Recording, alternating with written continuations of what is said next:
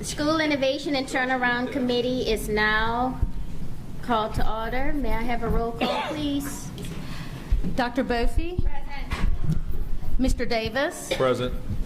Ms. Edmonston? Present. Mr. Garvey? Here. Ms. Holloway? Present. Dr. Jones? Present. Ms. Lewis? Present. Ms. Orange Jones? Not in attendance. Mr. Rock? Present.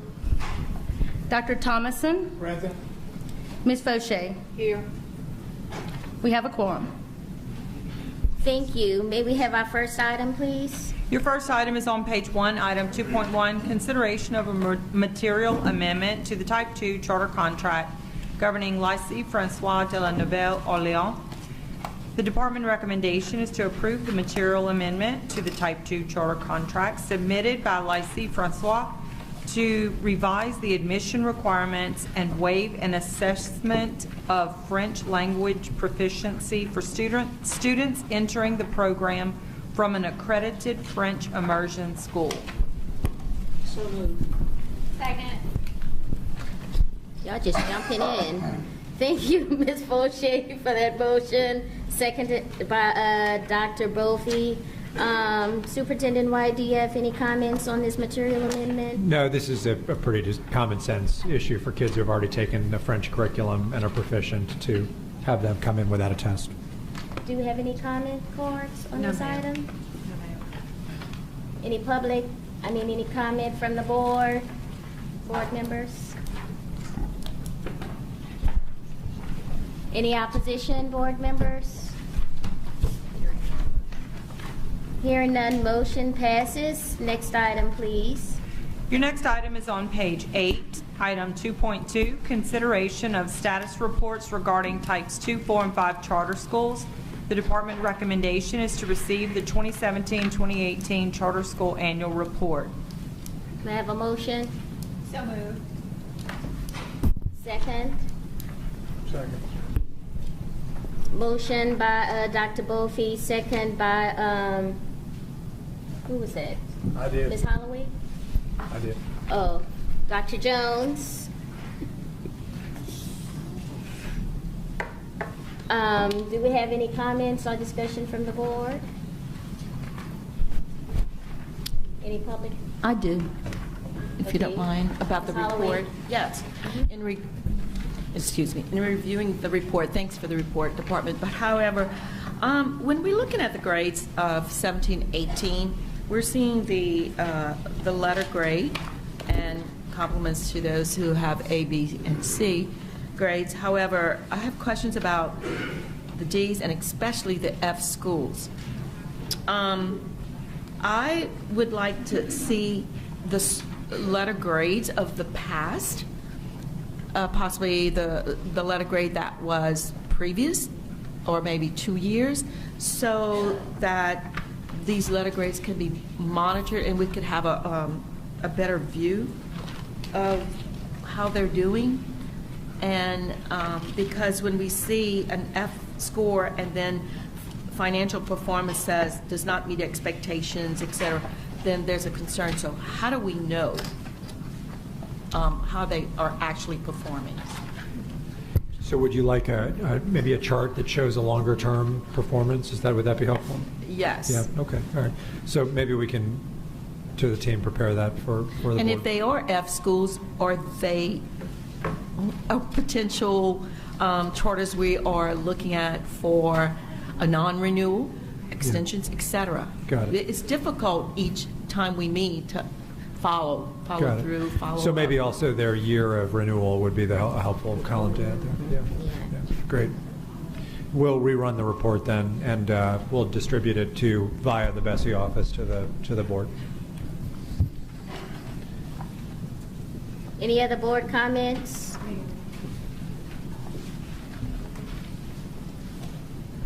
Any oppositions to the motion? If none, the motion carries. Next item. Oh, you had some? I did. Okay. On this report, it lists 46 Type 5 charter schools. And Does that include the New Orleans area, type 5 charter schools? It seems like that's the only way to get the number that large, and how we turn those schools back over. Are they on here because it was historic? I think this is from the year in which they were covered by the state, because it was... no longer type 5s, but they were type 5s. Correct. In 2017. Correct. How many type 5s do we have left now? 4 or 5? 5, I believe. And you're going to hear 6. 8. 8 that are not under Lawrence Parish still? In East Baton Rouge Parish. I mean, East Baton Rouge. Yeah. Next item, please.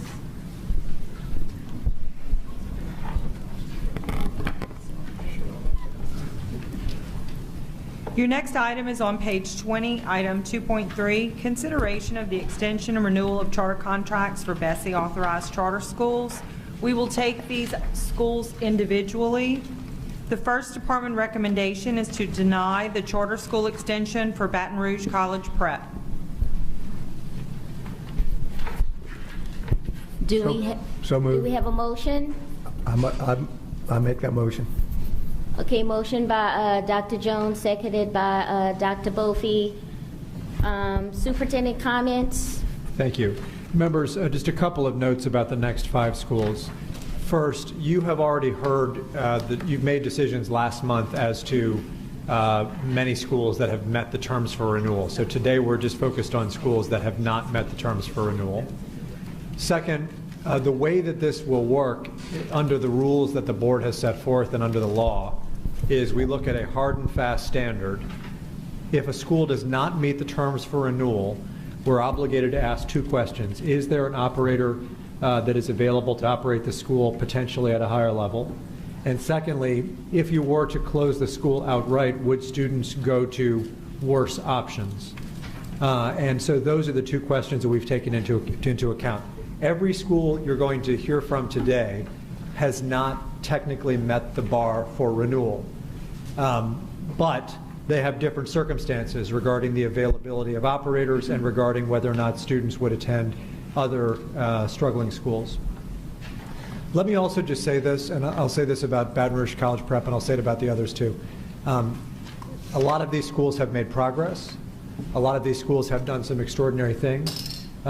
They just haven't met the bar, and the rules and the law exist for a reason, and they don't allow us to a lot of latitude and discretion by design. But there's a lot of respect to be paid to all 5 of these schools who are here with us today, and we appreciate them for their efforts. In this case, this is a Type 5 school. It has not met the terms for renewal, which over its first 5 years is moving from an F to a D. It has not done that, and therefore we're recommending that the school remain open, meaning there will be a school in that building. It will be under different governance, however, and we're recommending that it transition to a new group. We're asking you simply to stick with the numeric policy as it exists and to not grant the application for renewal, knowing that there will be a school continuing to operate and serve those students next year. Thank you, Superintendent White. Before we start with the public comments, I do want to limit speaking for all of our guests here today to 2 minutes, because we have a significant amount of public comment cards for this particular item, and so if we can limit that to 2 minutes, that would be great. I'd like to call Catherine Rice, Angela Beck, and Craig Knox down to speak. You're waving? Okay, Angela Beck and Craig Knox are waving, but Catherine Rice will continue to speak.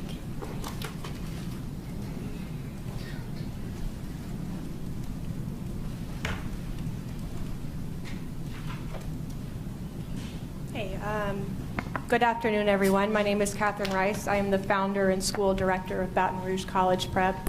5 years ago, we sat in front of this board to receive our charter with the mission of serving all of our kids so they can succeed in college and life. The reality is the work we do is hard. It's incredibly fulfilling and rewarding. Our first group of students are in 9th grade and doing well in high school. They are on track for that college life. Our next group is getting ready to go this coming year. As the standards have changed and evolved, we've supported that work. The tests have changed. All of these things have changed for our kids. We have done our very best to keep up with all of those changes. We missed the cut score for the extension by 1.3 points, a handful of students. We understand the situation. We know that our team has worked really hard. We have exceptional children and families, and we look forward to working with the LDOE and with the Celerity Schools organization to make sure that our kids, our families, and our work are taken care of. We think that this is setting our kids up for success. While our charter will be rescinded, our students and our families will gain the resources of a network, schools that have been able to pull C's and better, that changes kids' trajectories, that changes their lives. And we'll also gain the benefit of 2 elementary feeder schools, so we can start our kids younger and make sure they're ready even earlier, so that by the time they get to 8th grade, there is no question about which grade high school they will go to, which high school will put them in college, and which high school will set them up for their successful lives. So our work will continue even if our charter does not. We appreciate all of you and the Department of Education team and all of the work we've done together over the last 5 years. Thank you. Members, before Catherine gets up, I just want to say that we have been, all of us have been a very small sidecar to her journey. There is not a harder working, more compassionate person, and you can see that dignity that she portrayed today, and I know that she will be not just committed to these kids, but committed to the kids of Louisiana for a long time to come. So I thank you. You're an extraordinary leader, Catherine.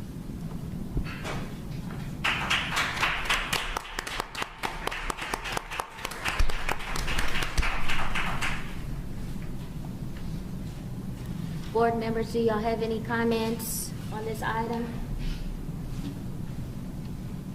Ms. Lewis. I just want to say I really respect the grace demonstrated at a time like this. So kudos to you. And it looks like there's a team of people who have the same attitude about continuing to serve kids well. So thank you so much.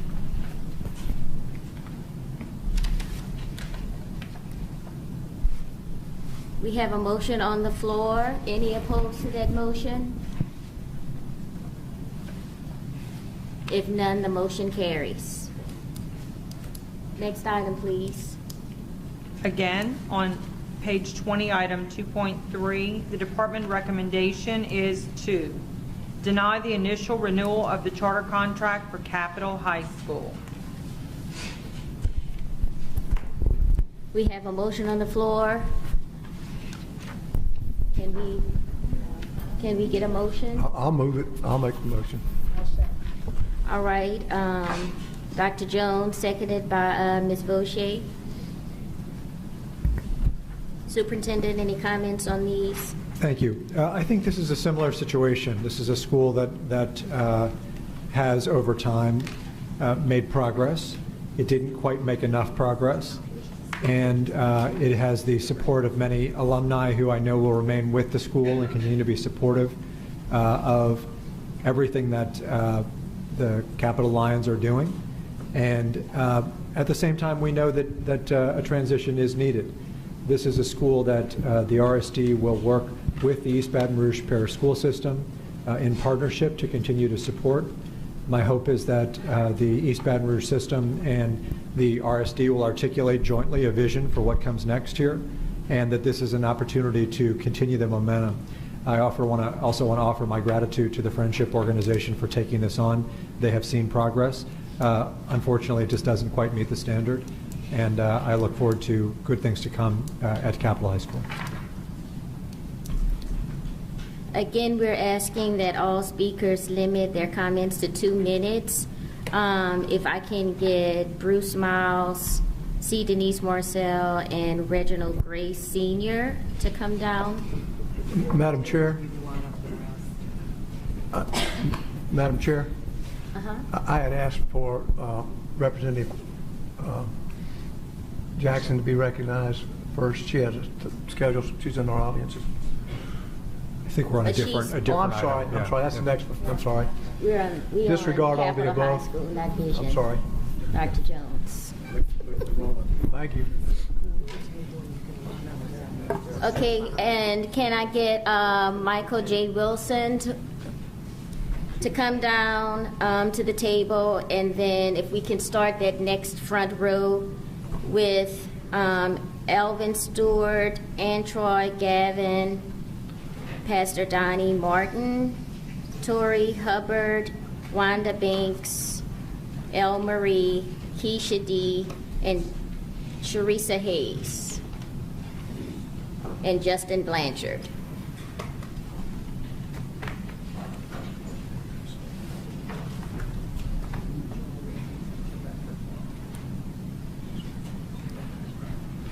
While the speakers are coming down, the following support the recommendation of the department but do not wish to speak. Danielle Vernell from Capitol High, Dejon Dunbar, Capitol High School, Kim Johnson, Capitol High, and Linda Franklin Turner with Capitol High. And before you speak, if you can say your first and last name for the record, speak into the mic, and who you're affiliated with. We can start. Mr. Miles. Good afternoon, Superintendent White, BESE members. My name is Bruce Miles, Executive Board President of Friendship, Louisiana. I want to thank you for having us here this afternoon. I just want to say that for the past 5 years in working with Friendship, it has been a challenge in the inner city, but I believe that there's a certain level of progress that has been made, especially in comparison to, and Superintendent White hit on this earlier, the comparison of the schools that our kids would be relegated to. I think it's unfair for our students to have to leave a school that is outperforming each of the 2 to 3 schools that they would have to attend. I think it's unfair to our children. This organization has continued to work along with several stakeholders in the city and throughout the state to continue to make a better environment for our children. And it is our desire to continue the movement of Capitol High School, because that's what's important. It's not as important as the charter group that's operating. It's important that that school continue to move forward, because it is viewed as a pillar in the Baton Rouge community. Thank you again. Good afternoon.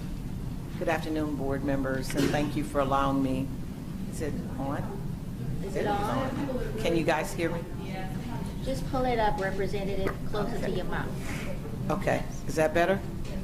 Good afternoon, board members. I'm C. Denise Marcel, State Representative representing District 61, and a graduate of Capitol High School, and also a supporter of the high school. I think, I don't want to be redundant, but particularly what the superintendent said is what I agree to. We cannot shift kids from one school to a lower performing school. I'd love to see Capitol High School continue to be open, and we need to come up with holistic ways, not only to look at Capitol High School, but we have a bigger problem because all of those high schools are in a similar situation. And so let's see what we can do together to not only just focus on Capitol, even though that's why we're here, but the other schools as well. And certainly I know that I've been intricately involved in Capitol and a lot of the programs that they bring to the board since they've been there, and to the children. But my concern now is that if we should close the building, then the building would be dilapidated. And certainly I don't need to tell you guys that Capitol is one of the oldest schools and needs a lot of work. They need capital improvements. So as we work along with the EBR school system to try to get some of those facility issues taken care of, I certainly want the school to remain open, and if it's a direct run school, that's fine with me for at least a year. That extension, I believe, is something that we must look at. I don't think we have a whole lot of options left other than closing our school down. And I'll just finally say that I believe that they're making progress, and I'm sure that all of us are playing by the same rules. As the scores changed and the tests changed, they had to change with that. And I realize that we're all on the same playing field. However, I think that there are students in that area that need additional assistance. And so let's see what we can do together to not fail the students of Capitol High School. Thank you. Good afternoon. I'm Reginald Grace. I work with the Upward Bound program at Baton Rouge Community College. We provide a lot of services for the students in inner city areas, and Capital Friendship is one of those schools. As Ms. Representative Marcel said, we have a program that helps inner city first generation college graduates. That means these children will be the first one in their family to go to college. So we try to work with those students to get them ready for college through ACT prep, Saturday morning classes, job shadowing, and college tours, just to mention a few. And they have been wonderful partners. They work with us, and we continue to get the support from the community and from the school to help these kids. They're in dire need of help, and Upward Bound provides supplemental help to those students who are inner city first generation college graduates. Thank you. Good afternoon, board. My name is Michael J. Wilson. I'm the head varsity lacrosse coach at Capitol High. I'm a lacrosse coach at an inner city school, which is anathema to most of the country, let alone South Louisiana. That is indicative of itself of some of the things that Capitol High is trying to do. I can tell you that the exposure that we are able to give our boys traveling in and out of state, playing lacrosse, exposing them to a game which many of them had never seen before or had the opportunity to experience, I think is immeasurable. And I think it really is indicative of the attempts that we are trying to make at Capitol High. We have been able to expose our boys to traveling in and out of the state, showing them other facilities and just exposing them to a game and giving them more opportunities beyond traditional sports and athletics. An inner city lacrosse team is a tough endeavor, but again, I think it's a worthy endeavor, and I think it's one that Capitol has wholeheartedly put itself behind, and putting itself behind me and the program. And I think it's something that would not happen and has not happened anywhere else in the city or in the state. So I think it's one of the programs that really can be held up as an example, for the community as a whole. Thank you. Thank you. Not to alter the procedures, but I think I've got 14 seconds left, right? One thing, I would be remiss if I did not state that in addition to serving as the Executive Board President of Friendship, Louisiana, I am a proud 1977 graduate of Capitol High School, and that makes it dear to my heart to continue to see this school move forward. Thank you. And I helped him to graduate in '77. Just looking on my paper every day. Thank you. Can we get the next four? Michael J. Wilson, Elvin Stewart. Elvin Stewart, and Troy Gavin, Pastor Danny Martin, and Tori Hubbard.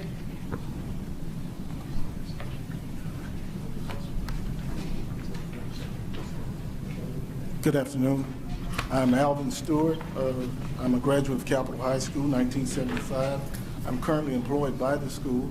Can you talk in the mic, sir? I'm sorry. I've been at the school for 31 years. Alvin Stewart, let me go back. Alvin Stewart, 1975 graduate, Capitol High School. I've been employed by the school for the past 31 years. And of course, for me, I have to reflect upon the rich history of our schools. I also served as the athletic director at the school, and I look at the successes that we've had academically and athletically across the years. I think it's vitally important that we keep the school open. I'd like to point out the fact that I do understand that we fell short of the score. However, we're working very hard to do what's necessary to move forward. Good afternoon. I'm Tori Hubbard. I am affiliated with Louisiana Speech Center. I've been working with Friendship Capital High School for the past 4 years as a speech pathology provider as well as special education consultant. Friendship took it upon themselves to try to be excellent and ensure their students got all the necessary services, they got all the necessary information to be fully compliant, and I feel they have demonstrated a culture of belonging, growth, technology, support for their students, and I believe that their charter should be renewed because of these reasons, in addition to the vast amount of support that they have here representing them. I believe it stands as a testament to all of our belief in their ability to continue to make great change for the students of Baton Rouge, because the students need services, education that touches them on their level, and as you see, they're serviced by a community of alumni, representatives, educators that believe in what they're trying to do for the children. Good afternoon. I'm Pastor Donnie Martin, and give me grace because I've never said anything in 2 minutes. May God help me, and may God give you wisdom as you are appointed by Him, I believe, to make a difference in the lives of kids in our great state. 2 years ago, our church was invited to be a part of different service projects at Friendship Capital High, and it has always been a blessing. As a pastor, I'm also a student of leadership and a student of culture. Peter Drucker said that culture is eating strategy for breakfast, lunch, and dinner, and I believe it.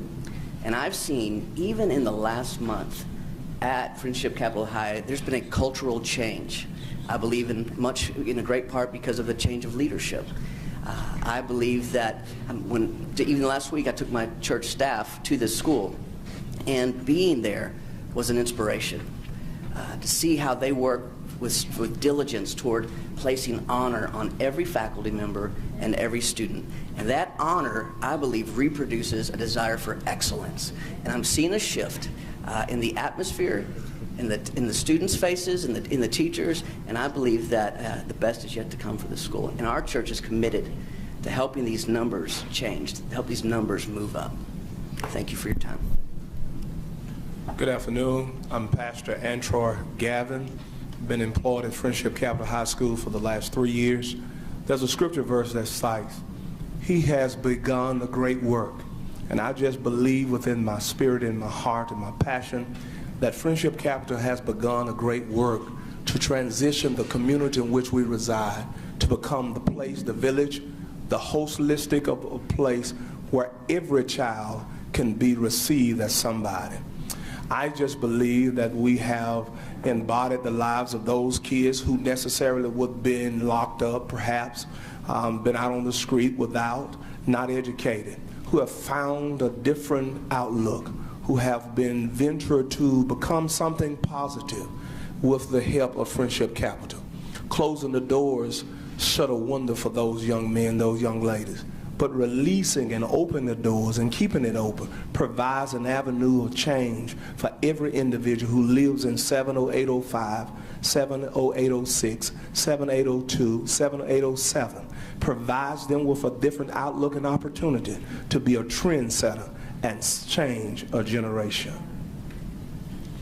Madam Chair, I'm sorry. can you go over what the recommendation is? Because the way that I'm reading it, and then and the way that I'm hearing testimony is, I just want to create clarity, because if there's confusion for me, I imagine that that's the truth with the audience as well.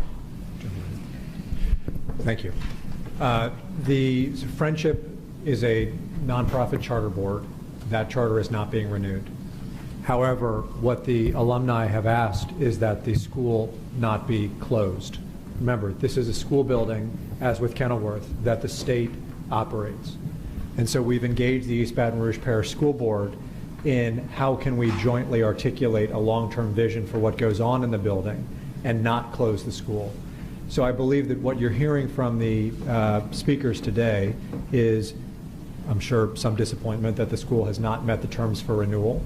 I think a general, I can't speak for them, but we have sensed in discussions a general acceptance that the charter will not be renewed. However, they are, I believe, imploring us to keep the school open. It will be open under the direction of the state.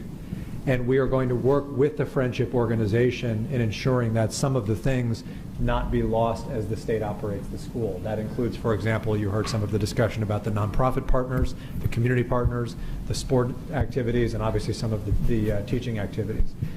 I should say that, and I know this was discussed at the last meeting as well, Superintendent Drake has been an active participant in discussions about what then is the long-term future for the vision at Capitol High School. And those discussions are not mature enough to say that we have concrete long-term plans, but we are working with EBR and arriving at long-term plans. So the decision that is in front of you today is to not renew the school. However, that does not change the fact that the Recovery School District operates the school and needs to determine what to do with the school's operations. Do we need to take action? No. To the second point? No. Okay, got it. Thank you.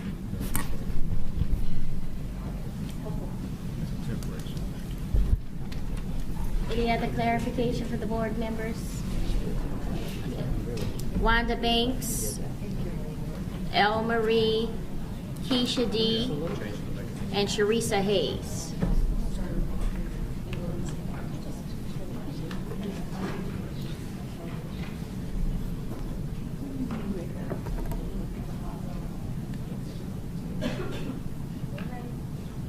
All right, be ready. Who wants to go My first? name is Wanda Banks, and my granddaughter attends Capital Friendship, and she has transitioned and come a long way with problems at home. You know, I could say so much, but I just implore you all to keep the school open, because through hardship, some of the kids, they by going to Capital, they have excelled in so many ways, and in a positive way. And my granddaughter has a 4.0 a grade point average, and I'm so proud of her, even though our personal life is kind of bad, because her mother is not in her life, but her mother is alive. But through all of that, she has been able to excel really well in school and keep her grade point average up despite the circumstances. So I'm just asking you all to please keep the school open for our kids in the neighborhood, because I have seen personally transitions for those kids, and a lot of them won't change. They won't change. They want to do better. And when I go over to the school, I try to, anything they have going over there, I support my granddaughter, and I'm there. And I just appreciate, you know, this time that you all giving us this opportunity to express what's really going on, and the principal and the teachers there show those kids so much love, and I just can't say enough about it, because if they weren't doing anything progressive, you know, I don't think I could support them.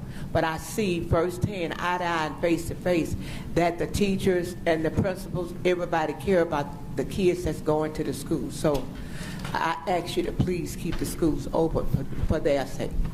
Thank you. Okay, I guess that's me. Hi, my name is El Marie. I am an alumni of Capital Senior High School, and we started a program called iGlam Academy, which means Girls Living, Achieving, and Maturing, and we've been there for about 2 years now. And the impact that the girls have, we always tell ourselves, if we can just touch one life with our program, we have done our job. So with this program, we touch on health, culinary, beauty, style, just the creativity part in enhancing all of the young girls, the etiquettes, teamwork skills, interpersonal skills, just helping them, for one, learning how to talk in front of people. Like right now, I'm nervous, but just having that class within itself not only help them, but it helps us as well.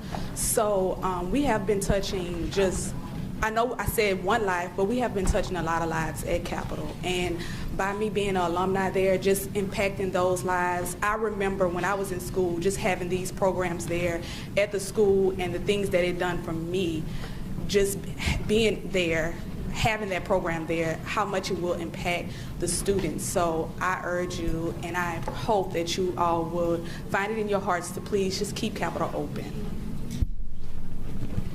Hello, my name is Keisha D. As she said, we both work together for the IGLAM program. One thing that I've experienced with the girls at Capitol High is that they're hungry for change. They are open to whatever we bring in to try to introduce them to new things. They're excited for it. Another thing that we try to present to them is that there's other things in the community that they could be a part of. So we try to tell them about different things that's going on that they may not know. Nervous. So we try to incorporate things into our program so they can be exposed to a lot of things. And I'm not an alumni there, but being there has really showed me that you can have a heart for something that you didn't come from. And so I really have a heart for the girls. I really have a heart for the teachers, the principals. They actually support the program. They want to keep the program there. They see behavioral difference in the kids, and they also have said, like, the girls, sometimes they may get into it, but being in the program, they're changing their behavior, they're changing their attitudes, and they're changing their thought process of life. So, yes, thank you. Carissa Hayes. I'm going to waive my time to Justin Blanchard, please. All right. We're not waiving time. Thank you. You have any comments? Since I have, yes. I'm Carissa Hayes. I am employed by Friendship Louisiana. I am an administrator at the school, and most of the children affectionately call me Mama Hayes. Not because I'm their mother, of course, but because of the interaction that we have. And we are working hard for the last several years to provide them a safe place. As you've heard, a lot of them come from different backgrounds and have different challenges in their home lives. And so not only are we trying to get them to a higher standard academically, but in life. And so, no, we did not meet, collectively, we did not meet the score to automatically qualify for the renewal, but we have made progress, not only academically, but in their personal lives. Thank you. Madam Chair. All right. Ms. Lewis, excuse me. Can I ask the name of the organization of the two young women at the end? What was the name of your organization? IGLAM, right? IGLAM Academy, Girls Living, Achieving, and Maturing. Oh, thank you. We have two additional cards. Cleve Dunn Jr., he wishes to speak, and Bradley Brown, and then Justin Blanchard. George Francis support the recommendation but does not wish to speak for the Capital Alumni Association.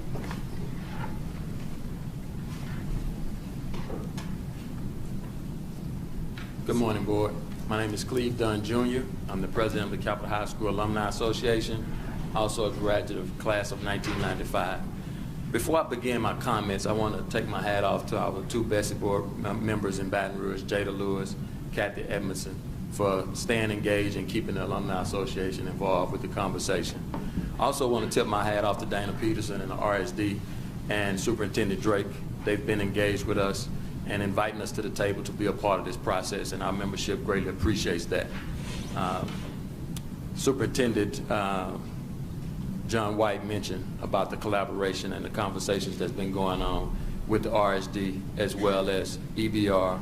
We've been involved with those conversations. So we 100%, as our membership, support the recommendation to not renew Friendship and look at a direct operation for 1 year and then look at a plan to move forward in 2020, ideally. But John White very eloquently described what has been going on. Those conversations have been going on for quite some time, and both entities, RSD and EBR, have been working diligently to try to put something in place to keep the school open, but have a plan that would better improve the educational environment for the Capitol High School students. I think the ideal model already exists if you look what EDR did with Estruma High School. I know it's a somewhat different situation, but if you look at what they did with Estruma being one of the fastest growing schools in the state, we think we need a model similar to that at Capitol High School moving forward in 2020. So again, we accept the recommendation to not renew the Friendship Charter and look at a direct run operation through RSD and continue those conversations for a plan to move forward with Capitol High School in 2020. Thank you for your time. Mr. Brown. Good morning, Board. My name is Bradley Brown. I'm the first Vice President of the Capitol High Alumni Association. With that being said, I'm a graduate of Capitol High School, graduated 2009. From there, went on to University of Louisiana Lafayette to get my bachelor's degree. Cleve Dunn usually takes all of my thoughts out of my head every time he speaks before I do. But I want to go ahead and let you guys know that I'm in full support of the recommendation to not renew the charter for Friendship. But I would like to, join the advocacy for everybody who joined. I'd like to come here today to make sure that I want to let you guys know that I fully support everything that everybody. I'm tripping over my words today. Yes, for the first time I'm a little nervous. But I fully support keeping the school open, keeping Capitol High School open. Today we have a bunch of people, a bunch of community organizations that have been pouring in a ton of support for our kids. So, as Cleve Dunn just said, we're looking to do something just like Estruma High School with keeping our doors open, and we want to make sure that our kids have a numerous amount of opportunities to grow and develop, so that we can get them on the right track, helping some of these kids improve their socioeconomic status and get them moving on to be successful adults. That's all I have to say today. I want to thank you guys for keeping the doors of Capitol High School open, and we look forward to being partners with you guys moving forward. Thank you, board members. My name is Justin Blanchard. I am the executive director for Friendship Louisiana. I was appointed in December. First, before I go, I am the last person. So, Ms. Lewis said, I know we changed the rules, but do I have the 4 minutes since I've been designated? We're Only have sticking with the 2 2 minutes. Got it. Thank you. I've been working for. No, we stick here with the 2 minutes. We still have 2 other schools we have to go through. Got it. I've been working for Friendship for 5 years, and I think one point of clarity, I think the folks prior to Mr. Dunn and Mr. Brown who were speaking in support of keeping the school open are speaking in support of the full motion, as I understand it, which would allow the school to continue as a direct run school, and we work with the RSD in the short term as the conversations around the long term picture and vision for Capitol High School mature. So I just wanted to make that point of clarity. Secondly, we are proud of the work that's been done. I think if you speak to anyone, turnaround high schools is some of the hardest work in our landscape. As Superintendent White mentioned, there has been progress, particularly when you compare where Capitol High School is relative to some of our neighboring schools that our students would otherwise attend. We have done a lot in terms of Jump Start. We recognize and fully understand there was some low-hanging fruit that we did not take advantage of in terms of career and technical education. We wrote for and was approved by this board a school redesign plan that included new professional development for our teachers, new Tier 1 curriculums, also included the additional Jump Start pathways of digital media, information technology, and also regional micro enterprise. So I think the one thing, because this school has not been just a Friendship effort, as you can see, it's really been a community effort to turn Capitol High School around, and I do not want that to be lost on this board as you guys make a decision. So obviously, we are disappointed we aren't getting the renewal. We felt we did have a solid case, felt there was precedent for the renewal. I think when you look at the scenario of Lake Charles College Prep a couple years ago, it was a school that I believe was only, they only got graded on 2 metrics, but they were only 2 and 3 points respectively above LaGrange and Washington Marion, but that school was allowed to get a renewal. But neither here nor there, we are in support of a continued partnership with the Recovery School District to operate the school in the short term as you guys work with the East Baton Rouge Parish School System. And the one other thing I do not want to be lost, on this BESE board as you discuss capital, as you discuss all of the schools in Baton Rouge. I'm a Baton Rouge guy, born and raised. We have to address in a very smart way the facility issues in Baton Rouge.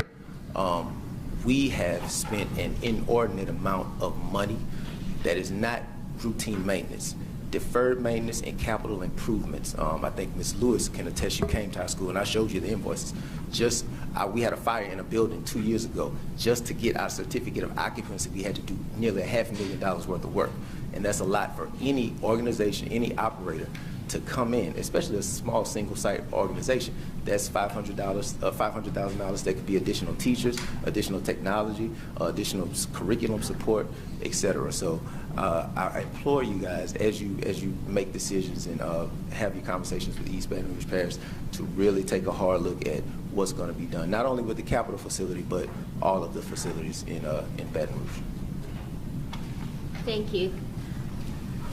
Just a comment, all these schools are in Kathy Edmondson's district and my district in Baton Rouge, and we've been in extensive conversation with the department, especially Dana Peterson, on the direction to go with all these schools. And all these schools, it's just been a complex situation, right? Capital, the facility issue, when Kathy and I went to visit, we were very candid with them about some of the challenges, the enrollment challenges, the academic challenges, what the plan would be to kind of turn around the school and really bring it up to a level that would be acceptable. And so we've had a lot of hard conversations and went through several, iterations with Dana Peterson, the department, on what those options should be. And this really was the best option that we kind of came up with. It's not a long-term solution, but it's definitely a step in the right direction. And as Superintendent White said before, Gary brought it up at the last meeting, long-term, we're really looking to see what unification means for all the recovery school district schools in Baton Rouge. We're working through that conversation. We have the president of the EBR school board here, Mike Goday. He's very engaged in this conversation. He's really leading the efforts around what that looks like. We've had several candid discussions about the facility situation. And so there's a lot of conversation and, forward movement, but these things do take time. But I just wanted to make sure that I at least added my comment that this is not a last-minute decision. This has been an ongoing conversation since I became the representative at BESE 3 years ago, and we will continue and hopefully try to get some resolution and just a more long-term strategic plan for what the Recovery School District looks like in Baton Rouge, hopefully a path, to unification over the next couple of years. And so with that, I'll open it up to the board for comments on capital, on the recommendation for capital for direct run by the Recovery School District and the non-renewal. I want to thank those of you who've been engaged in these conversations. It seems like this is a slam dunk, and although it's not exactly where we want to be, to have so many people coming together on this particular issue, I think is very positive. So I appreciate everybody who's been engaged in those conversations. Thank you, Dr. Brophy. Any opposition to the motion that's on the floor? With no opposition, the motion carries. Next item, please. Still in item 2.3, the department recommendation is to deny the initial renewal of the charter school contract for Vision Academy. So move. Can I get a second? Second. Thank you, Dr. Brophy. Thank you, Mr. Davis. Members, I'm sorry. Members, thank you. This is a first renewal of a school on the alternative framework. This is a type 2. We recently received information from the school that came in late that has the school meeting a 50, which is the bare minimum to meet the mark academically. However, as we have discussed with many of you, there have been concerns related to ethics issues, related to financial issues, and oversight issues that mean that by the reading of the law and the reading of the rules, we don't believe that the operational aspect of the charter has met the terms for renewal. I recognize there's been a lot of discussion back and forth. I also know that Representative Katrina Jackson, with whom we've spoken on many occasions about this, is also here to discuss some of those, and recognize that there is a lot here to take in. So look forward to the discussion. Thank you, Madam Chair.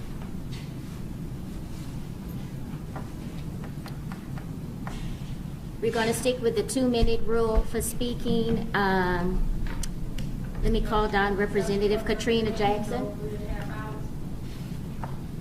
This is the lady I asked about to give her first. I'm calling names for speaking right now, Dr. Jones. Representative Katrina Jackson, Caroline Romer, Ronald Shelby, and Michelle Craig. Please come down.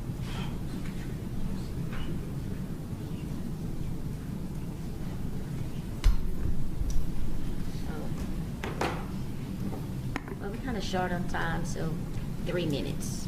Thank you. I understand you. Is this mic on? If the green light is on. Okay, good deal. Chairman and committee members, I came because there's been some new developments with the school.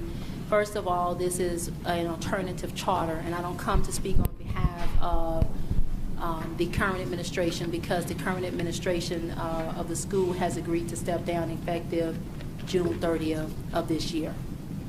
What I simply asked the committee, because I've known kids from my district, the school is located in my district, and I understand that this was the first year that the school actually was graded on an alternative scale, because that was the first time that it was implemented. And I commend this board, because this is not a normal charter. It's a charter that takes children who have been out of school in District 16 and all over the parish, and some from Morehouse Parish, which my district also covers, for a year or two, and puts them back in high school. I've talked to some of those young men, and they are now in junior colleges. Some of the young ladies are in ULM, and these were kids who were actually either behind in high school to the point where they would not have graduated, or they had been out of school for a year or two, and they actually entered Vision Academy and now are in junior colleges and colleges. And for me, that's a significant impact on the district. That's a significant impact on the state when you see someone that's been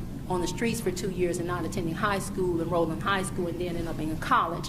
And I consider that what the purpose of the framework of an alternative school. So with that, and with the short period of time we have, I am asking, if possible, for the board to defer action until such time as Learning Solutions, which is the nonprofit that formed this charter, can find and present to you a new management organization to run the school. And that's really my ask, and for all the reasons I stated, it's because of the students. I used to teach school before high school, before I went to law school. I know that if a student left Carroll High School where I was teaching and they were gone more than 6 months, they were not likely to return. This school has offered a number of students who are behind in their credits or who left school an opportunity to return.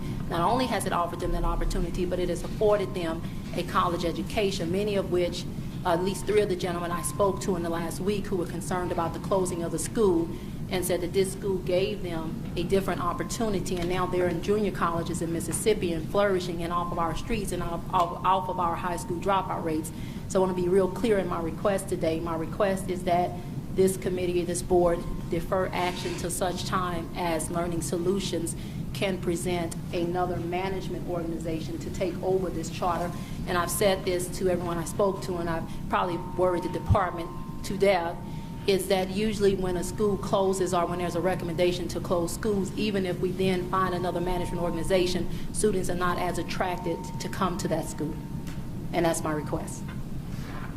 Thank you, Representative. Ms. Romer.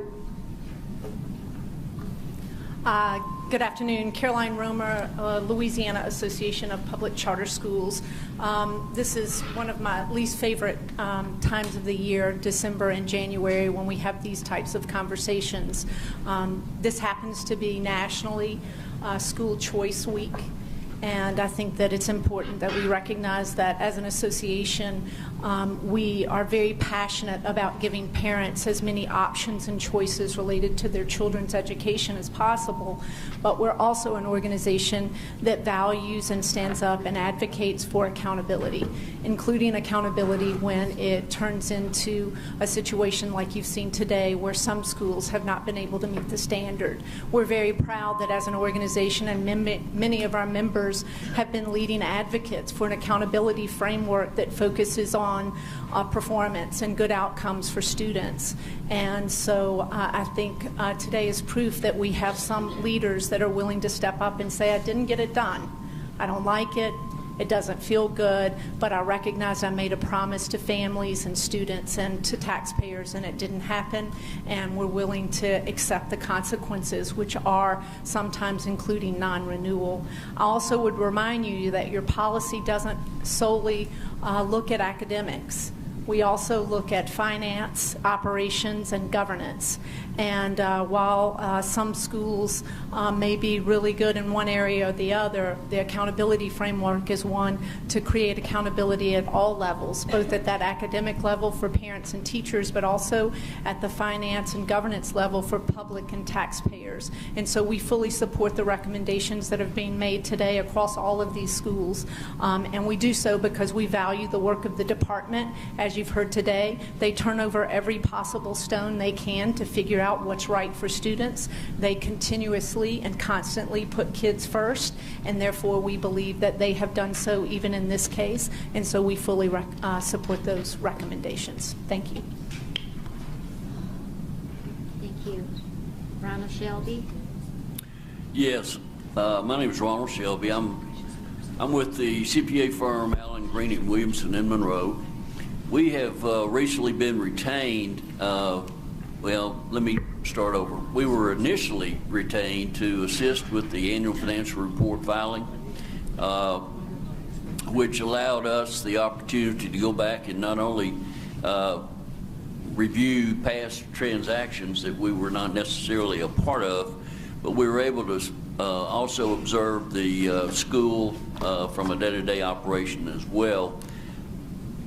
We were able to complete the AFR within their time frame to get a good rating. We were a little late on the call, but we did complete it in time for the good rating. Since that time, Mrs. Jackson had called upon us to become their day-to-day accounting arm. We understand she calls it the backroom accountants, and so we'll bring out our green shades and we'll do whatever she calls us. And but we feel confident that we're going to be able to take over the financial aspects of the school from our review and observation. All of the issues that have been asserted can certainly be rectified with a very minimal effort. I think it's obvious from the clean opinion that the past auditors have given on the school that none of these assertions were of such material nature that it failed to give a very unqualified opinion, which is the highest opinion you can give on the financial condition of an entity. So we really think that this is a manageable operation. We think it's a manageable project. We look forward to it. We're eager to dive in, and we look forward to a long history and future with this school. Thank you. All right, thank you. Michelle Craig. I'm sorry, before she starts, board members, Ms. Craig has distributed a packet of information that is at your place. It's held together with a binder clip. Thank you. I am Michelle Craig. I am board counsel and also representative of the school.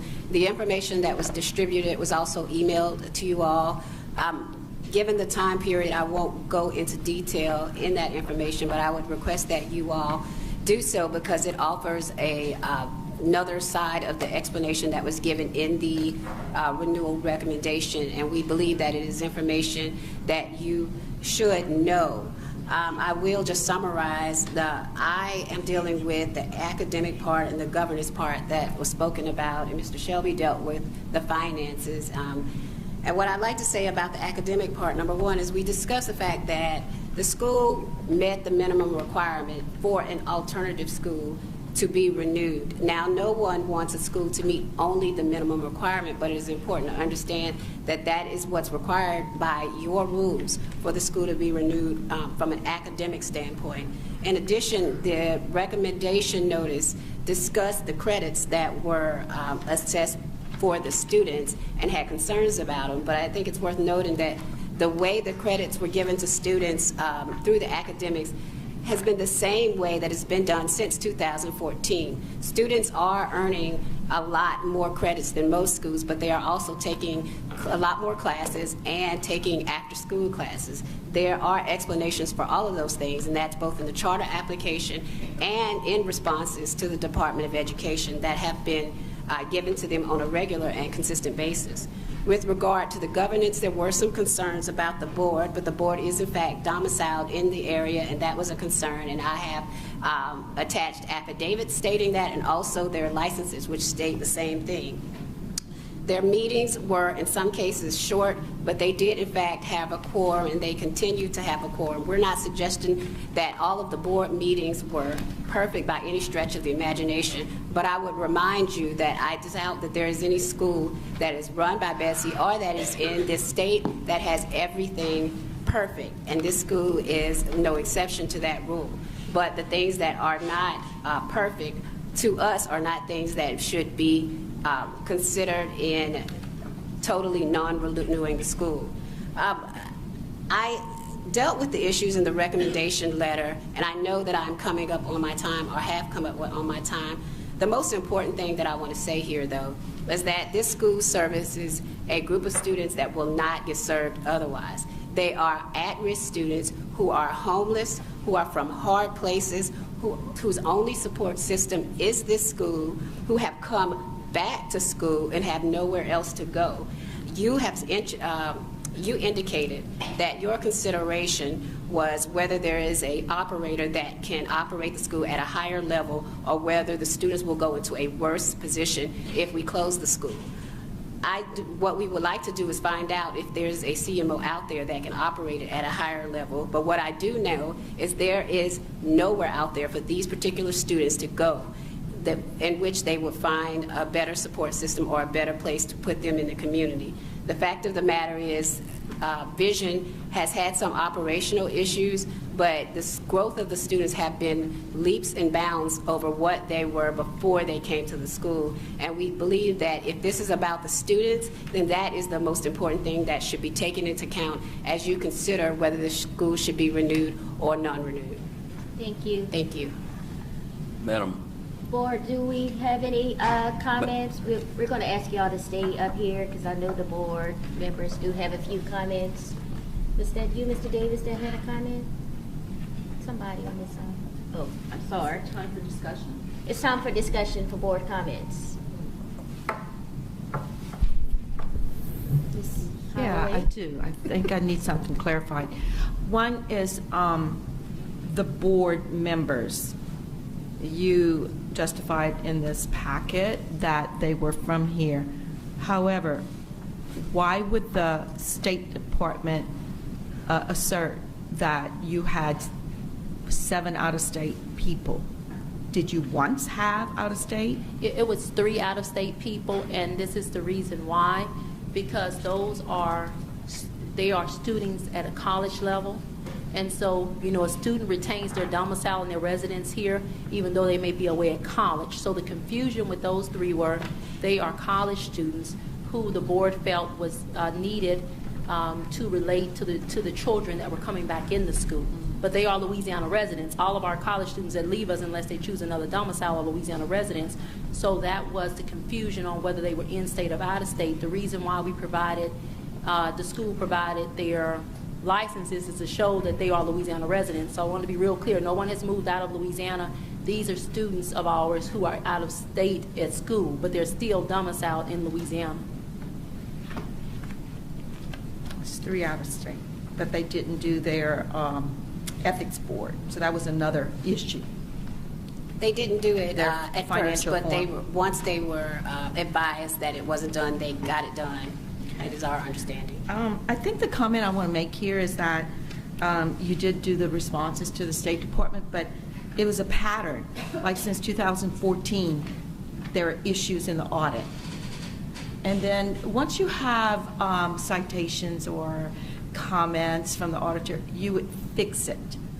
But it seemed like there was a continuation of very urgent matters that has taken place since 14, then 2016 to 17, and here we are in 19, and still the department was asking for something December 18. Am I correct? Well, Superintendent White? Yeah, it seems like there's, what I'm trying to say, Yeah, the legislative there is a auditor. pattern of inconsistency here with the financial matter. I'm sorry, Superintendent White. Apologize. The legislative auditor had expressed to us that they're waiting on this year's audit to be submitted. And hopefully all these will be corrected? May I comment? I don't know. Oh, Madam Chairman, I want to clarify some issues that the lady has broached. There were some findings in the audit, as you may recall. However, none of them were deemed of any material nature whatsoever. They had no bearing on the auditor filing for the unqualified opinion, which is the best opinion you can give on one's operation. I would further like to comment also in the same report, there's an area of auditor's responsibility to go back and review recommendations. When they bring out these points in an audit, it's more to notify the administration of things that they feel like can be shored up. There's certainly not anything of any material nature that will impact the operation of the school or the entity. However, once these are noted, the subsequent year, the auditor will go in and address the issues that were mentioned in a prior year and see if those have been rectified. In this case, they always have been, and you can see that further in the footnotes of the audit that you have from the present auditor. So this is not a continuation of the same activity. correct, but there are different activities that are transpiring from within, internally. I could address specifics from a general standpoint, having actually delved into the details of transactions that I myself were questioning, that I felt needed further clarification before I included them in the AFR. I asked for and received detailed documentation to support those unnamed transactions. So after review, I was satisfied that they were all proper expenses of the school, and it was just a matter of misclassification within the financial framework of the accounting system. And if I may add, there's two situations is why I asked for a deferral for them to submit for new administration. Number one is when you talk about the December 18th date, and Superintendent White knows this, I became involved, and they were extended to January to get things together. Their submission date was January 11th, and not sure of everything that they've submitted. It was onerous, and I'm still looking through it, was delved into before January 22nd, okay, and they received notice on Friday. Secondly, the current administration has issued statements to the board, and the board has accepted it, that said they will no longer operate the charter school. So what the nonprofit is asking is not for a continuation of this board. They're not even asking for a vote today on whether or not to continue the charter. What they're asking for is, I guess we do it in the legislative body, a motion to defer this matter to receive additional information and a submission of a new organization to run the charter, and that's what I spoke of. Also, I did look at the financial issues, and I'm going to echo what he said in the last legislative auditor report. We're making this decision, and we don't have this year's legislative auditor's report.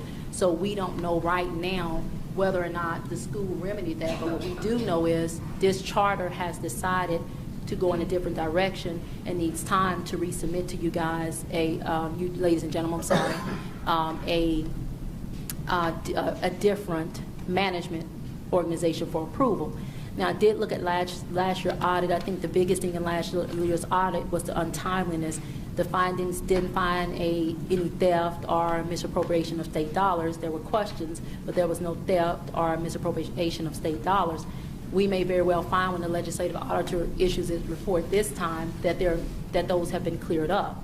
So I wanted to make that clear. And this charter is not asking, I'm going to say that again, for you to extend today or renew today. What they're asking is an opportunity to submit a new management board because they have found that it is better that they move forward with a new managing organization. I may be using the wrong name.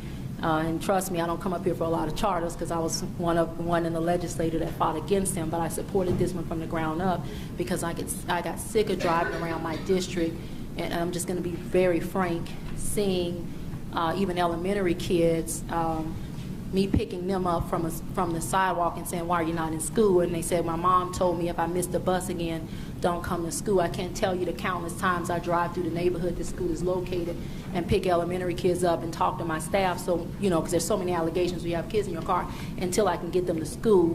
One kid I got to school and they said, listen, I'm glad you brought him. Had he missed one day, I forgot what you call it now, I've been out of education so long, but he would have flunked out based on the days he missed, and it was because his mother didn't want to be woke up in the morning. Well, these are the same children that then I see, and I have to get out my car and talk to, and have sent some of them the vision that have dropped out of high school and on the corner selling drugs. I know while you're posted there, I can drive the neighborhood at 10 o'clock at night, and these are the students they're serving. And so very passionate about this because I've driven my district and referred students to this school who are now in college that I talked to. And I want to be real clear, there was no allegation of theft, misappropriation. Now, there has been, and I will agree with you on this, Madam Board Member, there has been untimeliness of audit reports a number of times. And that's why the Learning Solutions would like an opportunity for a deferment of this action to submit to you a new management board. And they realize that it's needed, and the management that's currently there has agreed to resign or not issue, enter into another contract after June 30th. But I am very passionate about this population of students, and I'm very passionate about this location, which is under lease with Learning Solutions. And it took us a lot from the ground up to find this location. And trust me, I was in the legislature saying I didn't believe in charters, but the one exception for me was alternative charters. And you remember this, Superintendent White, I fought you on every hand in committee because alternative charters add something to the mix that's very different from just a regular charter, and they do take students that have been out of school for a year or two and put them in college. Now, and there have been some allegations outside of the audit regarding credits. Well, when I look back at the approval of the charter, you guys approved accelerated credits. How do they accomplish that? Two ways. They extend their days. They have 9 credits. They have 9 instead of 7 credits during the day. And then the children have an after-school program, an extended day where they can get extra credits, and they have internships, which I've interned some of those students in my law office to make sure they receive their internships. One of which dropped out of my high school that I graduated from that I'm a fan of, and I just wrote her, I rehired her for the summer because she's at Northwestern, and I just wrote her recommendation letter for law school. And she was a lost cause, and she was in a school, public school, that said that she could not learn, and she was a 504 student, and now I just wrote her recommendation letter for law school. So I'm not asking for this administration to be continued. I'm asking for the purpose and the mission of this school to be continued under, hopefully, a new submission over who would manage them, which would clear up the late submission of the audits and things that we've seen. And I know I'm long-winded, that just happens. Yeah. I finally get to do it to John. He did it to me so many years. Before I get to Dr. Jones. Can I ask, where is the director of the school? I was just about to say, who are the board president? Where is the leader and the board members? I think I can answer that. They received notice on Friday that this meeting was going forward. And so this is their board attorney, and they sent their CPA. They all have regular jobs, or with the exception of the 3 college students, they're in school. And so they could not take out from their jobs. So the board voted to send their attorney and their CPA to represent them. I guess that's what's really concerning to me. I mean, when we grant a charter, we grant this charter to the board, right? And there's a huge responsibility, just being a steward of the public trust and just a variety of things. And to me, that's a major red flag when we don't have representation of the board, for them to at least acknowledge what some of their responsibilities and commitments under the governance of this charter. And then, you know, as Superintendent White said, I mean, the whole, or maybe it might have been Ms. Romer, we have to take a more holistic approach about this. And, you know, as Ms. Holloway said, there's operational concerns, there are financial concerns, of course, academic concerns.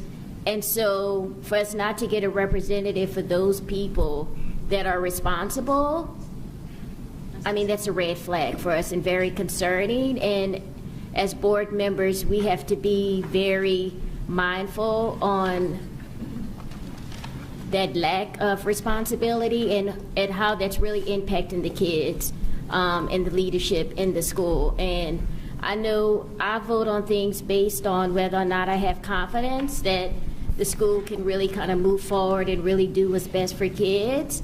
And the representation today is not very encouraging to me to even grant the deferral, right? I mean, we've given a lot of grace, a lot of extensions over the last couple of years, and we have not seen the responsiveness, the engagement, the lack of accountability and responsibility that we need to have the confidence to move forward. And so I just wanted to make sure I made that comment before I, you know, give the mic up to Dr. Jones, who really represents that area. Well, and let me say, I look at charter schools from a kind of holistic point of view. Charter schools are an experiment, and they're basically an experiment to say that we think we can do a better job of educating the kids without all the restrictions and so forth that typically come from the public school setting. That's always been the rationale behind it.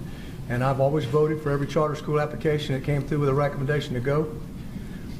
And I've always said to the folks that come to that table where you folks are sitting now, that if the performance is there, I don't have any problem with voting for renewal. But if the performance is there, not there, then I have a lot of problem. And I have to say on this, there's a couple things that struck me about this one, and I've talked to Representative Jackson, who I think very highly of for several times over the last few days. She's a wonderful lady.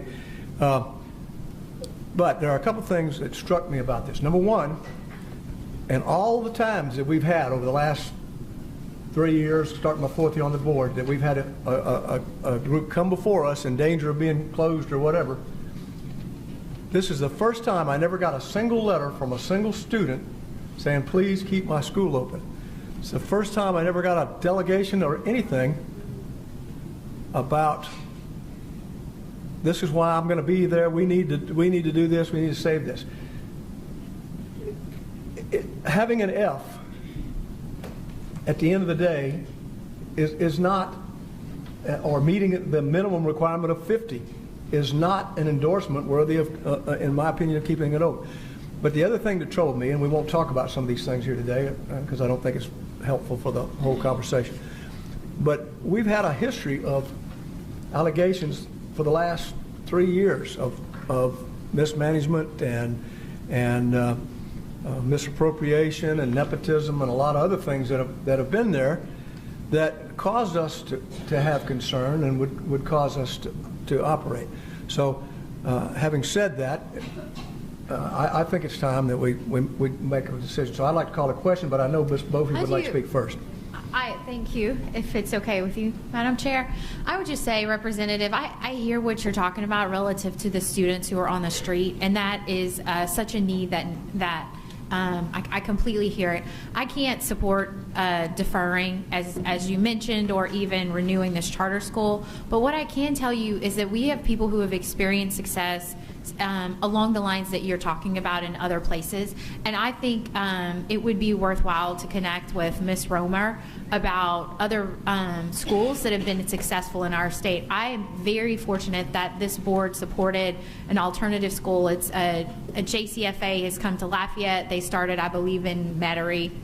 And now they have a school in Lafayette. And I as a BESE member, when I get parents who are at the end of their rope, they have no other options, like being able to give them this recommendation and knowing that that opportunity exists for the kids in the district where I live is very important to me. But that, I think, to serve your community that way is going to require a restart. And so I think there's been enough work in this state relative to charters to understand what those best practices look like, and that as an individual who represents your community, you likely know those individuals who would do a great job at serving children in that way. And so I know that it's frustrating to you because you know it looks like an end, but I think it could be something much better if there's a restart and there's a solid plan and that people know what the expectations are from the beginning and they are held to the highest standards. So I understand that you came a long way and that you care about this deeply, but I think there are resources in the state.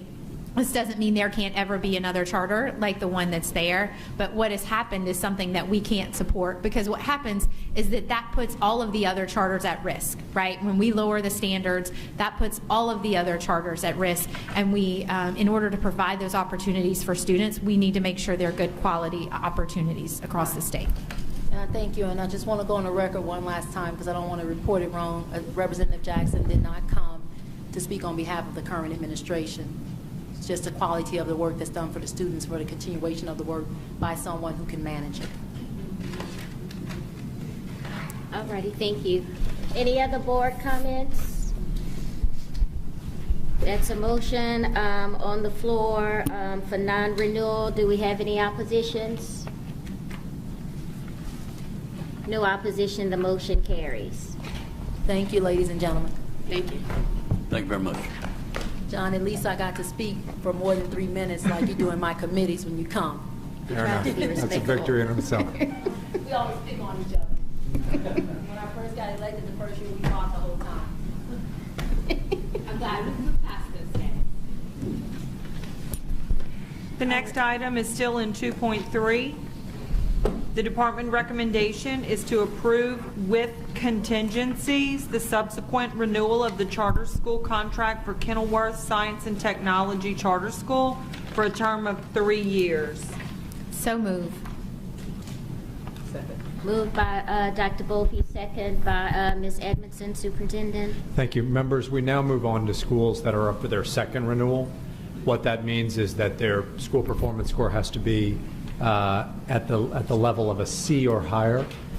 This school, as under the management of Pelican over the last 10 years, has made 8 years, has made tremendous progress.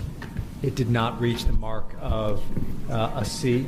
It is roughly 1 point shy. Consequently, we performed the same operations, which are to look for, is there a better operator, and what would happen to students if the school were to close. We do believe that many students would go to lower achieving schools if the school closed. We do not believe there is an operator who is readily available to step in and take the school's operations to the next level, and therefore we think that the recommendation is for this organization to sustain and get a renewal. The renewal is, as you know, the shortest term renewal, because we are it has relatively low for a second term renewal. Nevertheless, it is a full 3-year renewal. We look forward to your comments and to hearing from the commenters. Alrighty, we're going to start with those who wish to speak for Kenilworth. We have Mike Gode. He opposes the recommendation and he wishes to speak. Mr. Suzuki.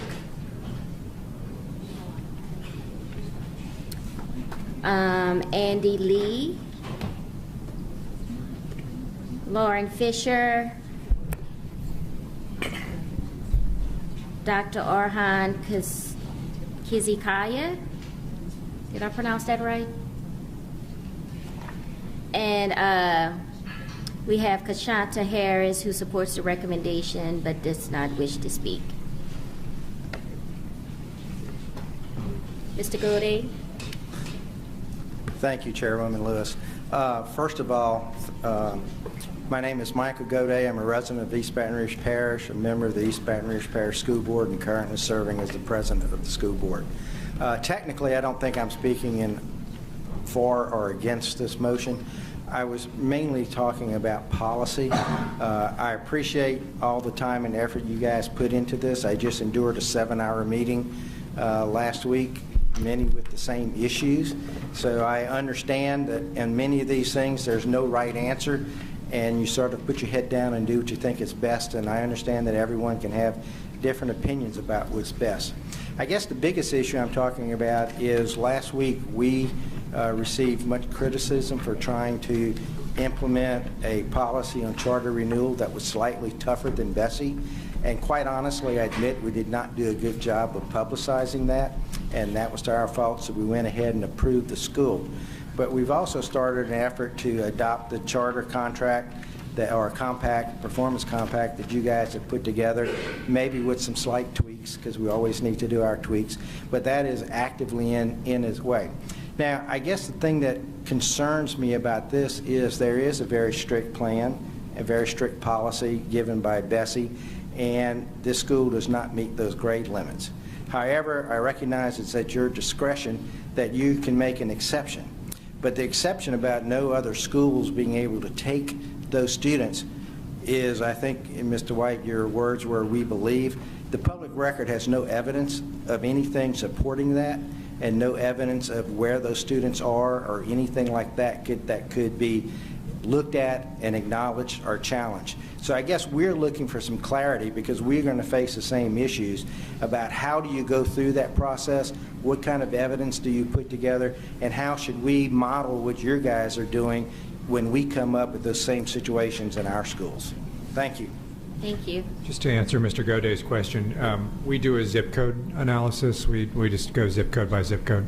We look at all of the available seats, even those that East Baton Rouge Parish has filled, so whether they're open seats or not. What seats exist in the zip codes where the students who attend the schools reside? This school's students largely hail from 70805 and other North Baton Rouge zip codes, as well as the Gardere zip code.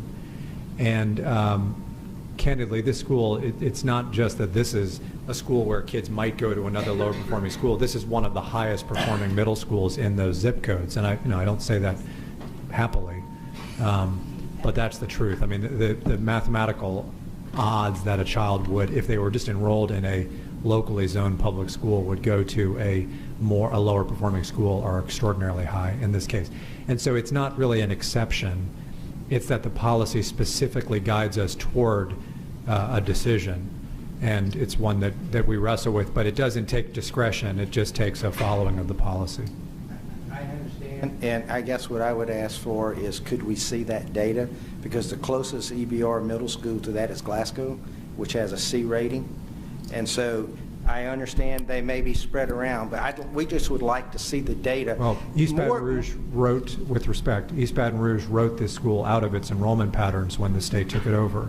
And were it as simple as simply sending students to their zone school. But that's not what happened. These kids have no zone. This is not their zone school. Yeah. And effectively, therefore, the school draws from zip codes that are not proximate to it. I understand, and I'm not being critical. What I'm trying to ask is if you could share with us the public record how you went about making that determination, so that we're going to be faced with the same decisions. We just had one about how do you as a board go about doing that, so we can look at that and learn from what you did. Maybe together we can do better, or we can learn from what you did. So I'm not arguing the fact that may be the case.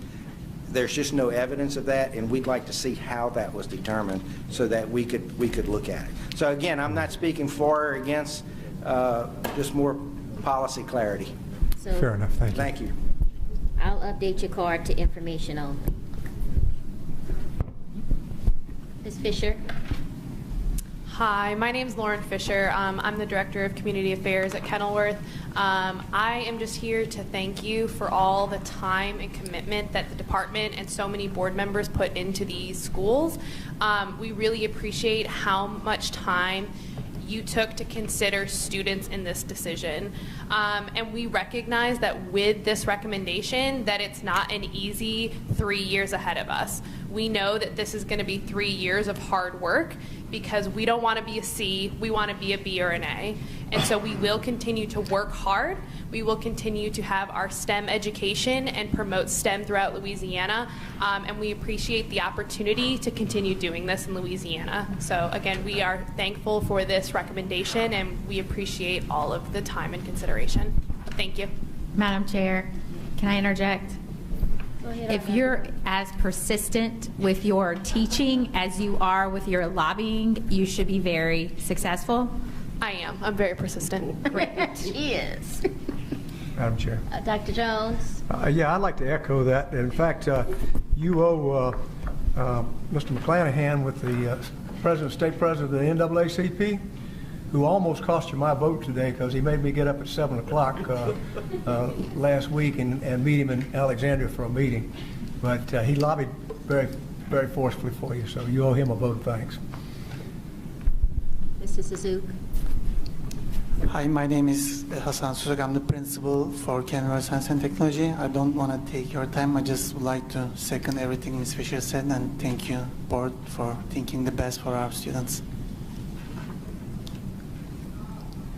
Yes, I'm Andy Lee. I'm the attorney for Pelican. I have represented them for almost 10 years, and I'll waive my time. I don't think I can add anything more than these educators have said. Madam Chair, Superintendent White, when you do that analysis for Mr. Gode, I also would like there to be an asterisk around the fact that the last time I checked, Glasgow Middle School had a gifted program, and unless these children were being, would have had the opportunity to go into that gifted program, the opportunities would have looked different. And that doesn't always come out in the data. Madam Chairman. Is the board chair here? Mr. Kizakawa, is he here? Are you waving? Do you want to speak? Okay, Madam all right. Chairman. Madam Chairman. May I Okay, speak? Mr. Garvey. Okay. To draw a finer point to what Ms. Brophy just said, there are some gifted schools that these children would be zoned to go to, but they are not, in my mind, regular gifted schools in which all of the children that attend are in the gifted program. They apparently have two tracks, a gifted track and a non-gifted track, and these students, all probability, would end up in the non-gifted track, which the results for the students in the non-gifted track, I would say, are probably masked by the results of the students in the gifted track. For instance, if the school is a C, there's probably a gifted track that would have scored an A if it were separated, and then a non-gifted track that would have scored below or lower than the school average if it were separated. So just keep that in mind for future reference. And I just wanted to add, too, with Kenilworth. I mean, I've been involved with Kenilworth for several years, even while I was at LSU, and have just always just been impressed with the consistency for just the way that they have really gone to the next level year after year. And I think we really need to celebrate. I know they missed the mark, but they're the only charter organization when the Recovery School District took over the schools that's still in existence and still year after year have been committed to doing what's right for kids. They acknowledge they have some work to do, but I think we really need to acknowledge too the hard work of turning around a middle school. No other charter management organization has been able to do it outside of Celerity. They've really, they've really tried, but they're K-8 as well, but they are specifically a middle school. And anybody who does middle school know how hard that work is when you're turning over a third of your school every year. So I think we need to acknowledge that hard work as well, but also acknowledge they have built a community school. I mean, they have partnerships from all over the state, just in a variety of areas that we really need, I guess, to really acknowledge. And Dr. Jones, you even acknowledged the NAACP really going to bat for Kenilworth, which is a Type 5 charter school, and we all know the reputation nationally of the NAACP and charter schools. So for the president of the local chapter to put his stamp of approval that they're doing what's best for kids, I think it's another commendation as well. I've had some very hard conversations with Ms. Fisher and Mr. Suzuki about the hard work ahead, but I do think they're very committed to turning around the school and really doing what's best for kids. So just wanted to kind of put that in context as well. Any other board comments? I do. Oh, sorry. All I'm going to do is just echo everything Jada said. That way we don't have to stay that much longer. I have All right, questions. Ms. Holloway. Yeah, I have comments and about 4 questions here. Okay. Thank you for your service. I'm assuming the State Department may need to answer some of these questions. In regards to the school performance score, can someone tell me what the school performance score was last year and the year before?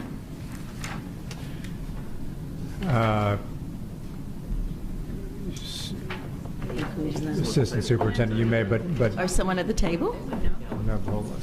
Based on the old formula, it I was... understand we're in a new formula with a D. What was your previous score? It was, the year before it was 62 point... Was it a C, a It D? was a D. We A missed D? C by 2 points. And the year before, It was 56.6. which was A D. a D. So Yes. you've remained a D. What was your previous scores, just in general? The year before it was 50 based on old formula again. And then the year That before... was a letter grade of D. a D. So you've remained a D for, let's just say, 4 years, and I'm not sure what letter grade you had prior to. So you've been in existence for 10 years with the same operator, Pelican Group. Can somebody tell me, where is Pelican Group from? Sure, it's a Louisiana nonprofit corporation.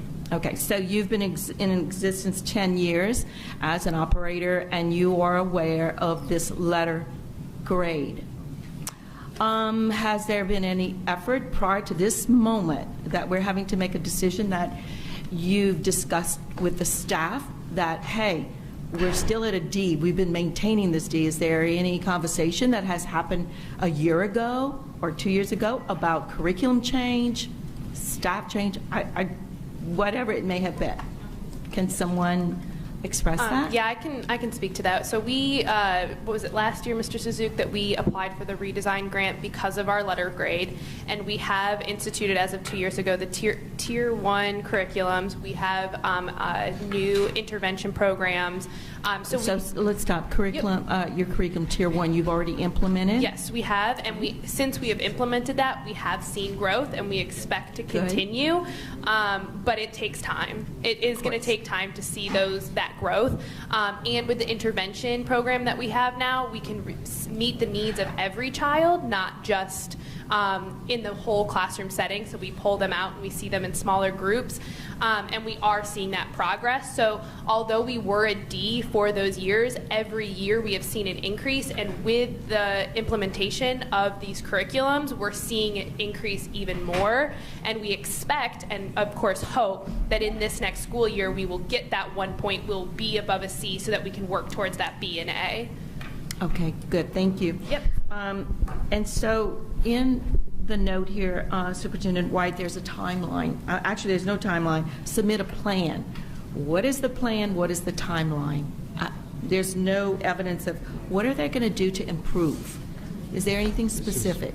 Well, there's a specific rubric on which those plans are evaluated and a specific set of requests, and it relates to staff recruitment and staff preparation. It recruits to curricular decisions. It recruits to ongoing plans for assessment. It relates to those are the big ones. And suppose their timeline. Do they know when they have to turn in this plan? It's February 1, yeah. February 1st. So you have 1 week? Okay. What does it mean about the school system planning framework? Is this has to do with EBR or There's, It's ESSA, the school. it's with side. ESSA, okay. As required by ESSA, sorry. I got it. All right, thank you. Madam Chairman, I do have an issue I'd like to ask about.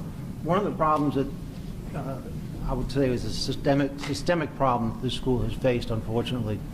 Well, let me back up and say its growth score, I think, is a B. Yes. Which is above average. It's doing, when you say what kind of growth it's performing, part of what you're talking about is where it started with the children and where they're ending up. Part of the problem is, if I understand right, they have 3 grades right now. Yeah.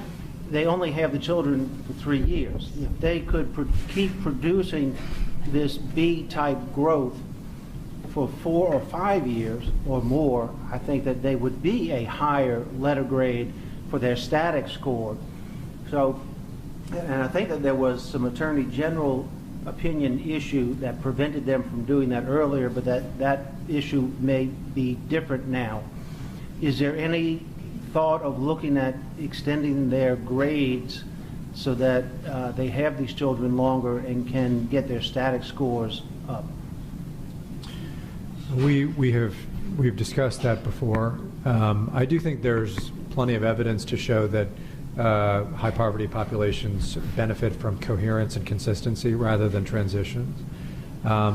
We have not granted it before because of some concerns about performance, and that's certainly a discussion to be had ongoing. However, just to add to your point, Mr. Garvey, I would say that if there's, look, the school should have hit the mark, and the school didn't. It came very, very close. We have a matter-of-fact decision, which is under the law, would the kids likely go to a worse school? Yes, we think they would. Okay, well, that clarifies this decision from our perspective. But there is a longer-term issue, which is that when you're in a building that the school district won't invest in, and when you're working within the school board's grade articulation patterns, it's a school system that has middle schools.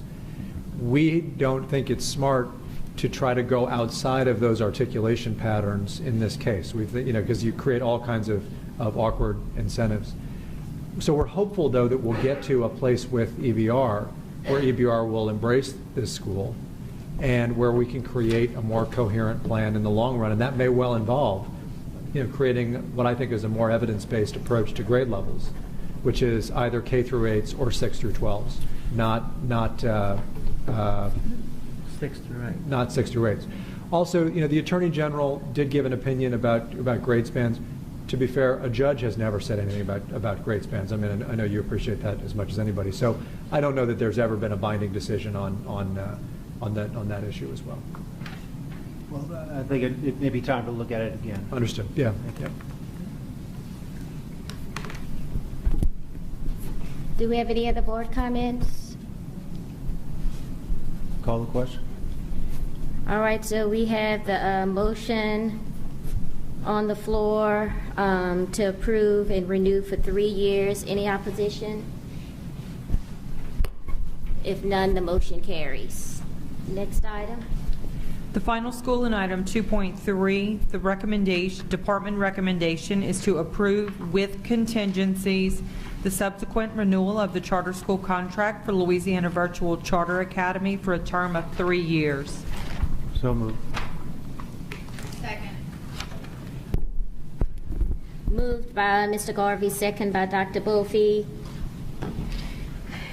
Superintendent. Thank you. Members, this is also a second term renewal, meaning it has to be a C. It is very close to being a C. This is a school that, it being online, serves individuals in virtually every parish in the state. And so under the policy, we have a question for whether or not students would attend lower performing schools. Given that this school is almost a C, without question, many of its students would would attend schools that are lower performing. I'll tell you, I also have a concern that we have a lot of evidence of students who have been bullied or students who for other reasons are staying outside of traditional schooling. And I think it's fair to say that those students having to go back to a traditional school, one could easily say is going to a school that is less capable of meeting their needs. On the other hand, I will share with you that online charter school operators generally have been fraught with challenges, and that's not a Louisiana issue, that's a national issue. There have been a lot of lessons learned over the last 15 years since the first online schools were operated, and one of them is, especially for the most challenged students, having them sit in front of a computer and expect that to be the whole educational experience is problematic. And so what we're bringing you today is what we think is the most practical thing to do with 1,500 children whom this school serves, without to protect their interests, but without compromising on quality. And therefore, this is a request for an extension of 3 years, excuse me, a renewal of 3 years, but at the same time with significant conditions that require a 7-figure level of investment from the charter school operator in providing face-to-face services, career and technical education, truancy officers, and other face-to-face traditional services that we believe will shore up many of the flaws in the current online model. Frankly, if I could go to the other virtual school and make these changes today, I would do that. So I am not here to say that I believe that the model heretofore has worked. I'm not to say that there shouldn't be significant changes. I'm simply saying to you that a practical reality of 1,500 kids enrolled in nearly 60 parishes is a serious obligation. And I think the best way to do it is not to transfer the students, but to follow the policy, recognize that some of them would attend worse schools if we forced them out, and make serious adjustments in the model that move us towards something that reflects the diverse needs of its students more than the model today. Thank you, Madam Chair. Board members, if you turn to page 36 in your board member packet, it outlines specifically what those renewal terms would be. Just for your reference, if you really needed more details on that as we listen to the speakers and if you have any questions. Dr. Jones? Yeah, having had the experience of building an online school when I was superintendent, one of the first in the state, and setting it up as basically a blended model where they could come to a place, I can tell you, and also having taught at the university level on an online setting, self-discipline is a major piece of online charters. The kid has to have a commitment and a level to be there. I think the changes that you're proposing, John, are absolutely required and should be required of anyone trying to do a virtual charter. The address and truancy, you can't just wait for the kid to do a lesson at their convenience. You got to keep track. You got to stay on them. They won't do it. A lot of these kids in this type of program already have trouble staying focused and staying on, and that's part of the reason that some of them are there.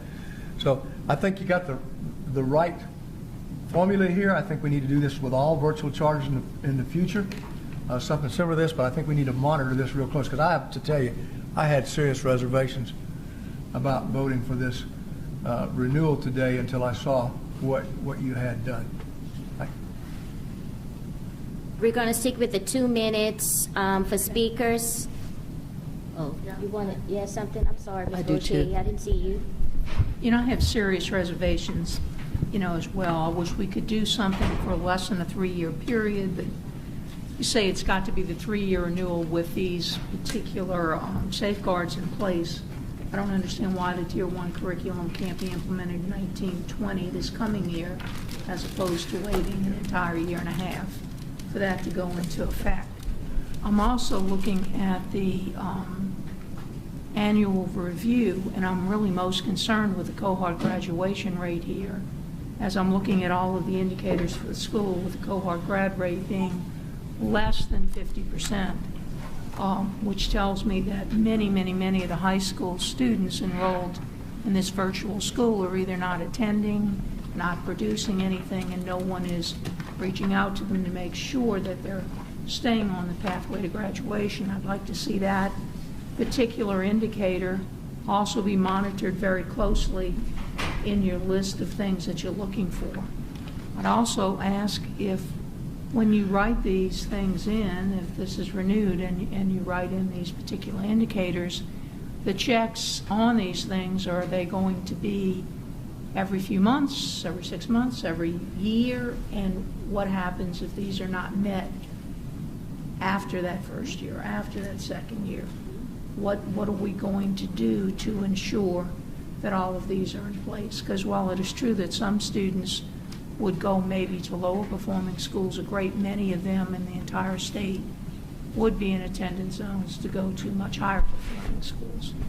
I realize it serves a certain group, and the reasons for having your child in an online situation are very diverse. You mentioned bullying, there are scheduling issues, there are all kinds of different issues. Let's just leave it at that. So I realize there's a place for that, but I'm a little concerned with the cohort grad rate, the lack of achievement, the lack of progress. And if we're going to do this renewal for 3 years, I just would rather a much closer monitoring and some safeguards in place. What happens if they're not met? Ms. Lewis. Yeah. Ms. Holloway. Just Assistant Superintendent Nara Chania will be leading the review process. And I would just say this very simply, and I've got a ton of respect for Mr. Johnson, but I would say this to him and I would say this to the operator. If this renewal plan on these specific dates is not met, you will get a recommendation from us to shut this school down. I don't, by the way, I don't think I'm saying anything that Mr. Johnson, you speak for yourself, obviously, would disagree with intellectually in terms of what's in this plan. He has been a good partner in developing this plan. I believe that what has happened is that not every resource possible has been put into this school. And we are telling that in order to operate in Louisiana, we're telling the entity that oversees this, or that the publisher, that they must put these resources in. If this does not happen on this timeline, we are obligated to shut this school down. And Dr. Jones, I do believe that, to your point, I do believe that when the other school comes back to us, I do believe we should have this conversation with them as well. They are experiencing the exact same issues. I think on the high school graduation piece, Ms. Voce, I will say I think one of the challenges here is we need to recognize that I think there are some families out there who, whether intentionally or unintentionally, are not doing a lot to support their student in actually going to school. And I believe that we need to have a more stringent policy on what it means to actually enroll or attend a school, especially one that's on a computer. And I know, Dr. Jones, you've experienced some of this too. So I think that that's one thing where we can step up and kind of modernize our policies, and I've realized that through this exchange that we've had. But I would be the first to say, if anyone is out of compliance with this, I think we should pull the plug. You see, and a lot of school districts, including ours, have some type of a blended model, whether it be in an alternative program, whether it be in the comprehensive high school, where some of the work for different circumstances is done at home through an online process.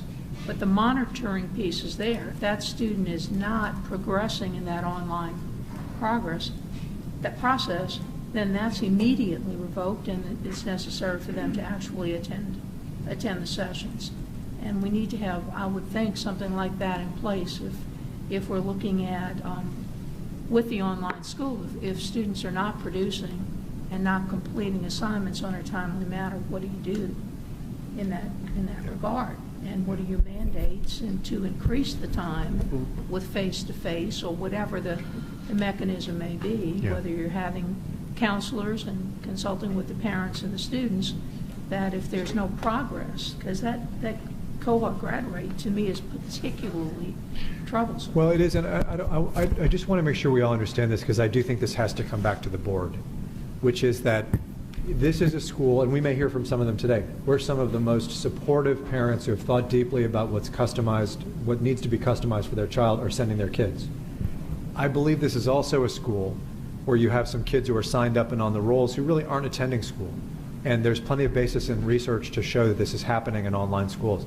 We have to find a way of giving the school leader the strength that he needs to call the question when someone is simply not showing up and using a computer program as the base, as the cover for doing it. And I believe as a board we need to get our heads around this policy and work on it. That being said, we also need the operator of this school to step up and make some investments in face-to-face services so that we can provide supports for all kids. Ms. Holloway, I think you had your hand up. I did. I have a question on the operator. Who is the operator? Is it? I'm using the term operator. CSAL is the nonprofit board, but the contracted publisher is K-12 Inc. Are they from Louisiana? That's a national. The local board is, but the K-12 is a national body. National. Is there anybody here today? Yeah. I guess we do have some comment cards, so let's hold. Yeah, can I continue, please? Oh, yeah. Yeah, I if thought you you don't were mind. finished. I'm sorry. No, I have some questions. What about their timeline? Is it the same, February 1st, to turn in what they're going to do as Kennelsworth? You have a plan here. So for renewal, when do they have to turn in a timeline? So some of these things have timelines, have dates on them, and some of them can be done very quickly. So for example, some of the staffing decisions I think can be done quickly. I think in answer to Ms. Vaucher's question about timing on curriculum, this is a problem that we're encountering generally, which is that we're not finding Tier 1 curriculum that are ready-made for the online setting where the teacher is online, not just the material but the teacher. And so they're going to have to go back and rewrite this. And I do want to credit Mr. Johnson, who's been a longtime advocate to them of saying can't you just say, give us the Tier 1 curriculum and make it, hospitable in the online environment. So I think, Ms. Holloway, it's just a matter of how much work has to go into each of them, but there is a timeline for them. That was my next question about the curriculum, because I'm seeing it noted that it will be implemented ELA and math in 2021. And I'm sitting here thinking it's January 18th, so we're looking at another year and a half before a curriculum is implemented. And I don't know what your school performance score was before. What was it? I think it was a C before. A C, and of course, don't need to ask what's before. And so I'm considering, what is the timeline here? The curriculum new, and by the way, I get this online service, and I think it's great for children, from homeschooling to bullying to social skills, having this opportunity, but we still are responsible for high standards and the accountability there. So, and I have thought about this deeply, about the foresight, not only from the department, but from the operator and the school leader, to have this foresight of not waiting until today to say, hey, this is the plan, where it needs to back up and think of it ahead of time. Even with the operator, if you're an operator, I'm seeming to think that you're going to operate and guide this school along with the school leader to move forward with what's necessary. So I really am hesitant about this curriculum waiting a year and a half. That's just me. And reservations. I did have reservations about Madam Chair, the approval. as someone who's had experience writing those curriculums, in fact, I just finished one last week writing those courses. It takes a long time. A long time. I've been there. It takes a long time to write the course, to get it vetted, and then to put it in. And I'm very familiar with K-12 on a national basis, and I don't know, I haven't looked at this one, but that person teaching that course could be in Idaho. And I don't know if that's true in Louisiana. In Louisiana, we do it all with local. It'd be here. Okay, well that's good. Yeah, because in other places that contract those, you contract with the teacher as well as the curriculum to do them both. But I think one of the things here, and John hit it right on the head. Some of these folks going into these courses are going into these courses to avoid the other. For example, if you've got someone who's been brought in under a truancy thing, sometimes a parent will do that to get a kid in that thing to get the court off their back a little bit. And they do that because their other option is a homeschool application, and they don't want to do that, so they do the other. But I guess what concerns me a little bit with this is that no matter who they get and they take in, they get penalized for those that weren't suitable to be there in the first place.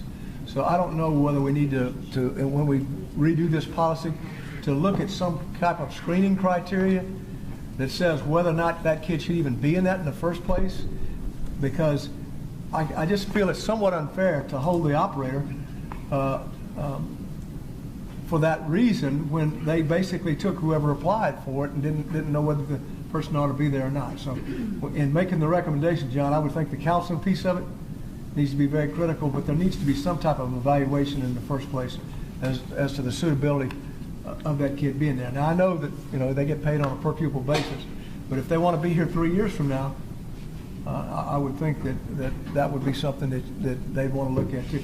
We have to figure out some way that we don't penalize them for kids that really shouldn't have been there in the first place and just did that to go. Does that make any sense, John? No, I agree, and Ms. Bendeley and Ms. Hunt and Mr. Gremillon and Ms. Narachani and I have been back and forth about this. As you all well know, the truancy and attendance laws are very specific, and I think fair to say they've just not, frankly, been updated Absolutely. for the digital age. Virtual school, and I think it's worth us as a board looking at them. Yeah. I'm happy to do that between now and next meeting, and really deciding, do we need to do something that updates them either here or at the legislature? Because I think it's true that as the situation you're describing, I think is the case.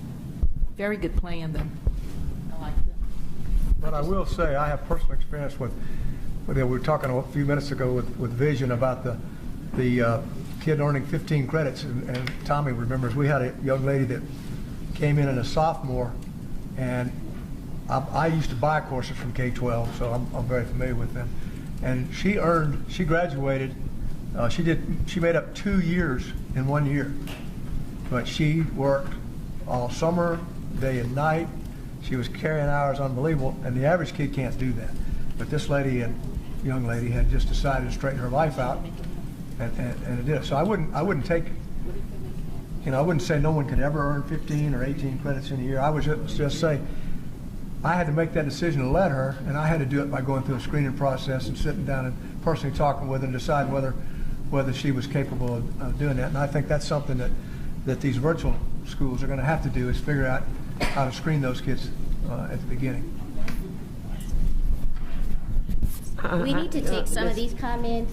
Can I just ask All right, one Ms. question? Anderson. Make it quick, please. We I'm still sorry. have to do these comments. Okay. Is this a completely virtual school with no blended at all, no face-to-face at all? Is that correct? That in itself, I think, will change some of the dynamics of this. Sir, I'm sorry.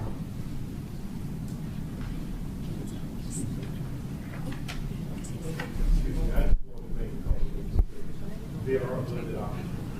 We operate.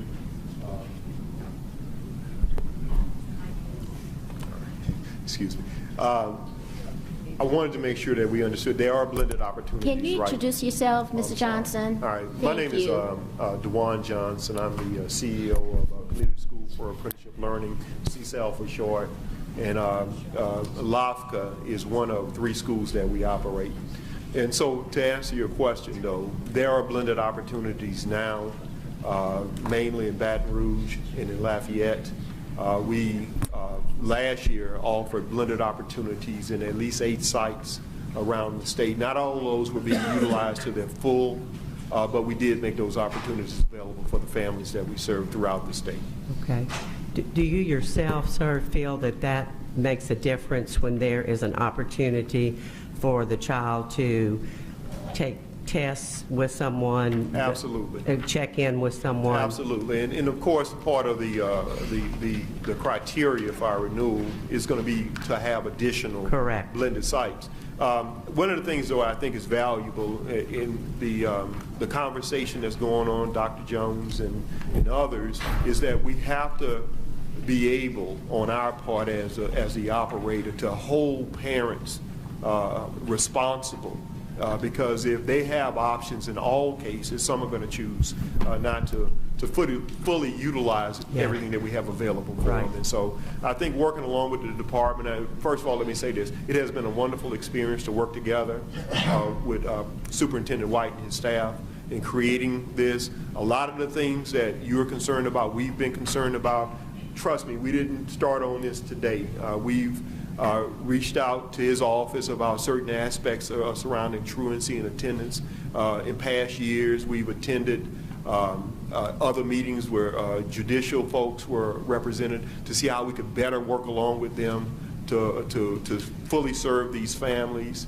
And if we can some type of way put some requirements in place, I think that would be helpful for, not only for our virtual school, but for all virtuals in the state. And and I think this is going to be a wonderful model going forward. Thank you. Thank you, Mr. Johnson. You're kicking off our public comments. We have several people who are present that wish to speak. Camille Chatelain, Lakeisha Graves, Denisha Arso Frison, Archie and Katie LaBourgeois, Christy Verino, and Jessica Ritchie. So the first four can come up to the table, and then Jada, the lady in the back's flagging. she's going to wave. She's going to wave. Who's waving? Who is that? Archie and Katie LaBourgeois? When we call your name. What's her name? Does that mean she's waving? What's her name? She's waving, but who are you?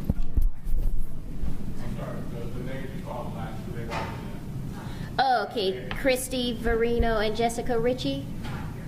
Okay, thank you. You can tell us if they were in support. They were in support of the recommendation. Thank you. They were. We've got it on the record. Thank you. All right, we can start. Madam Chairman and Board, my name is Camille Chatelain. I support the recommendation to renew the charter for Louisiana Virtual Charter Academy. My son has been a student of that school since 2011, since its inception. I pulled him out of a brick and mortar school because he has ADHD. He struggled, and I did not want to medicate him. Because I do the online school option, I don't have to medicate him. And he is successful. He's a 4.0 grade average. He teaches martial arts and plays baseball. This has been the very best thing for us, and I would hate to see him lose the opportunity that he's had through the school. So thank you for your consideration. And where do you live, Ms. Chatelain? I live in Covington, Louisiana. Alrighty, thank you. Yes, it's my turn. Hi, I'm Lakeisha Graves, and I'm in support for Louisiana Virtual Charter Academy. I have 3 students that are with the Louisiana Virtual Charter Academy. We started in 2013, and they transitioned from the brick and mortar of elementary, and they are now in 7th grade, 9th grade, and 11th grade. And we have seen tremendous progress in each one of our students, not degressing, but progress in each student. However, my students were put in the program because of the classrooms that we were in. We had a new school building, but the classrooms were not conducive for learning. There was always some type of fighting going on. I'm not going to say bullying per se to my students, although my youngest would call me every day because she was wetting herself. Every day, 1st grade, wetting herself. And the teacher would only tell me I can't go into what goes on in the classroom, but I understand. So it was just different situations for each student. However, here in LAFTA, the atmosphere is very conducive for learning. You don't have to worry about how to dress and so on and so forth. You're there strictly to learn. They are engaging with the teachers. The teachers do call you to see if there's anything that they can do. You have their numbers to call them. My children are in class every day when school starts. They get up, they get dressed as if they're going to school, but they're going to the our classroom that we have. So we've seen tremendous progress in our standardized test. I have some students that are mastery students. All of my students are over 3.0 students. One is from 6th grade on up, was National Junior Honor Society, and now is on the National Honor Society. So all of my students are doing very, very well, and I'm in favor of seeing LAFCA continue, not just for my children, but for every child. I believe they are very accountable. It's you do your part, the child does their part, and the school does their part. The community works great. Alrighty, thank you. Now, where are you located? I'm in Jefferson Parish in Harvey, Louisiana, and none of my schools would be a school that I would recommend for any student to go to. They are all not really conducive for learning. Alrighty, thank you. Hello, my name is Donicia Arso Freisen, and it's a pleasure. I'm getting to meet some of our families, and to find out that she's from Harvey. I'm actually from New Orleans. And she is true. I've taken my child out of a brick and mortar school in the 3rd grade and placed him in LAFCA. So to see his progression grow from where he's at, he's currently now in 7th grade.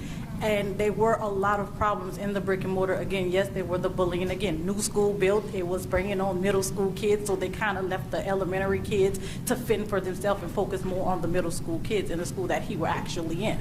So upon us getting to the school and getting into LAFCA, we have seen tremendous progress with him. But I'm also in favor and supporting because I saw the program that they're going to be implementing. 15 years ago, when I was in high school, we had a program similar to the Jump Start that they have. And so when I read that, I was excited because, again, now it's not going to just give those students, oh, we at home sitting in front of a computer. Now you have these opportunities to have these trade programs, hands-on, getting out there in the workforce, being able to see hands-on in real life and not just saying, oh, we're just doing everything on the computer. At home, we have what we consider our classroom. They do get up, they get dressed. Science, we are actually sitting there doing the programs with the K-12 curriculum gives us. So I have the science lab set up. I have a 1st grader. She's loving science and history, ELA and math, and she actually participated in an Electra Girl program, and they were surprised to see the growth of a 1st grader in these programs. So I am very supportive of this, and I appreciate them allowing us to be a part of this. Thank you for your time.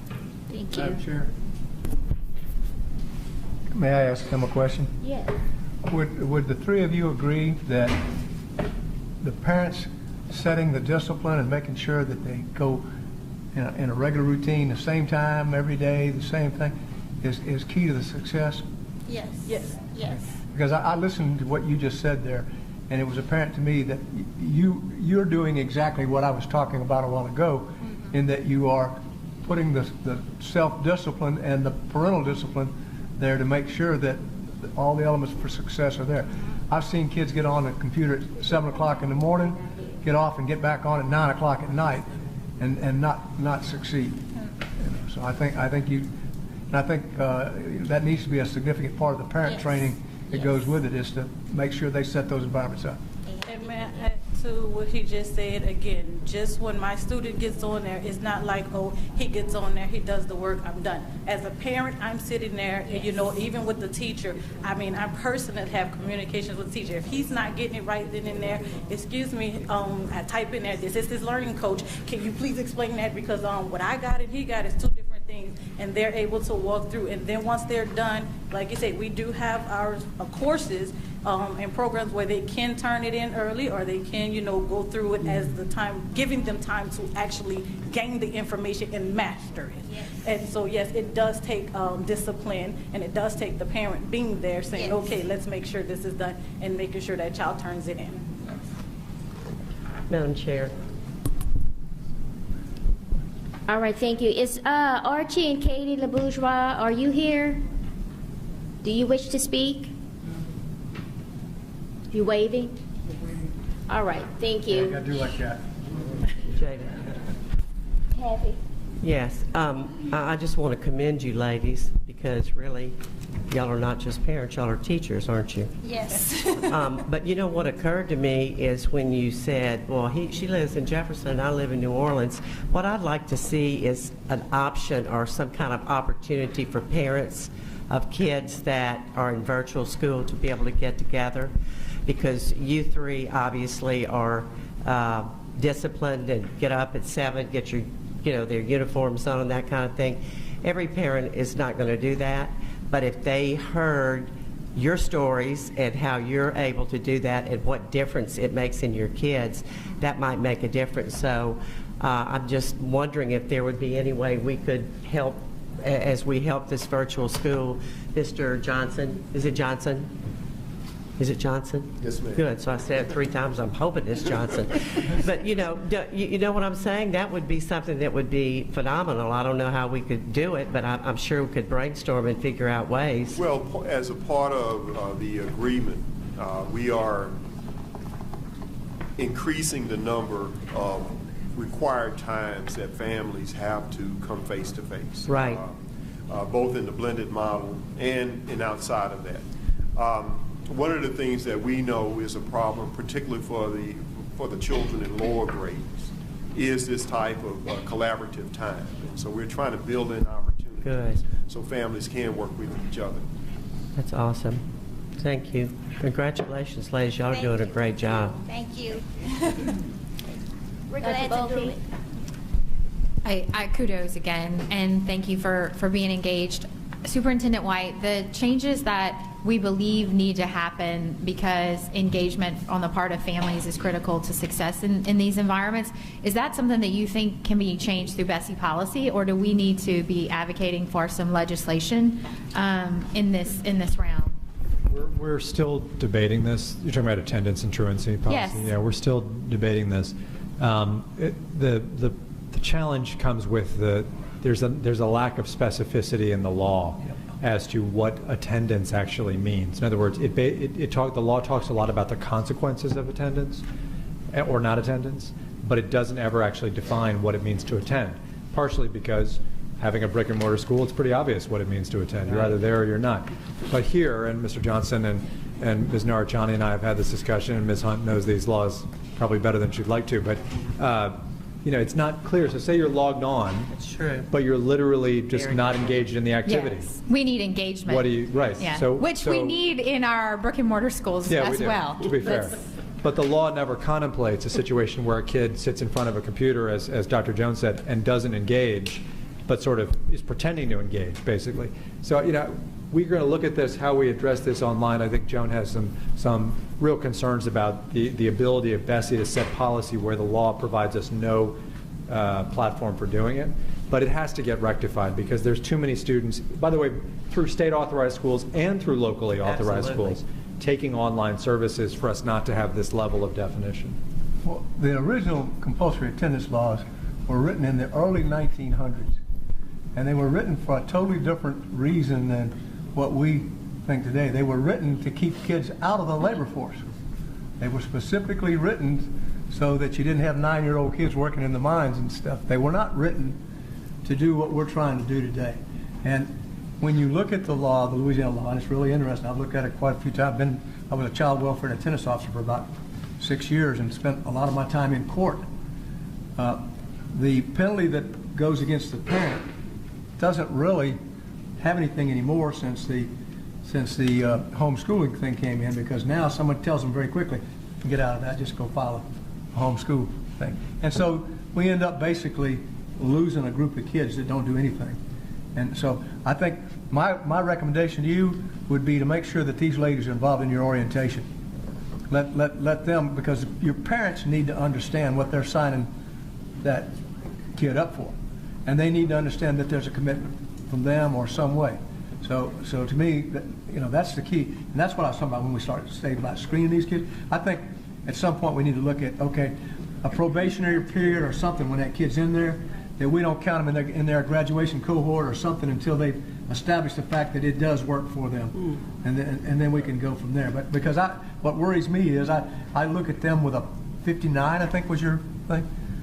Was that your school performance score was a 59? 59.1. Well, what would it have taken to get one more point? And it's strange. I mean, that's the only thing I can say is that you operate in such a different environment that it's difficult.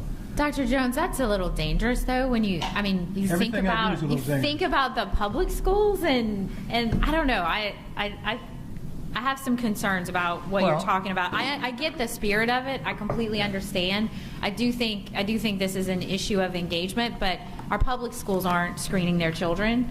Our traditional public schools aren't screening their children, or they better not be. So I understand that, but, and Dr. Bofi, I'm a retired general, so danger's not an issue with me. I mean, you can, and I've been married for 30 years. Okay.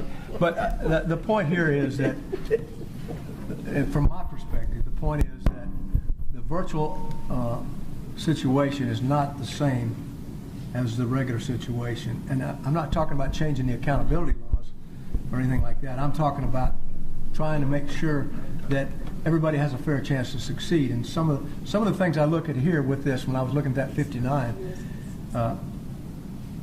I think that some of those schools operate, the charter schools operate at somewhat of a disadvantage from the get-go.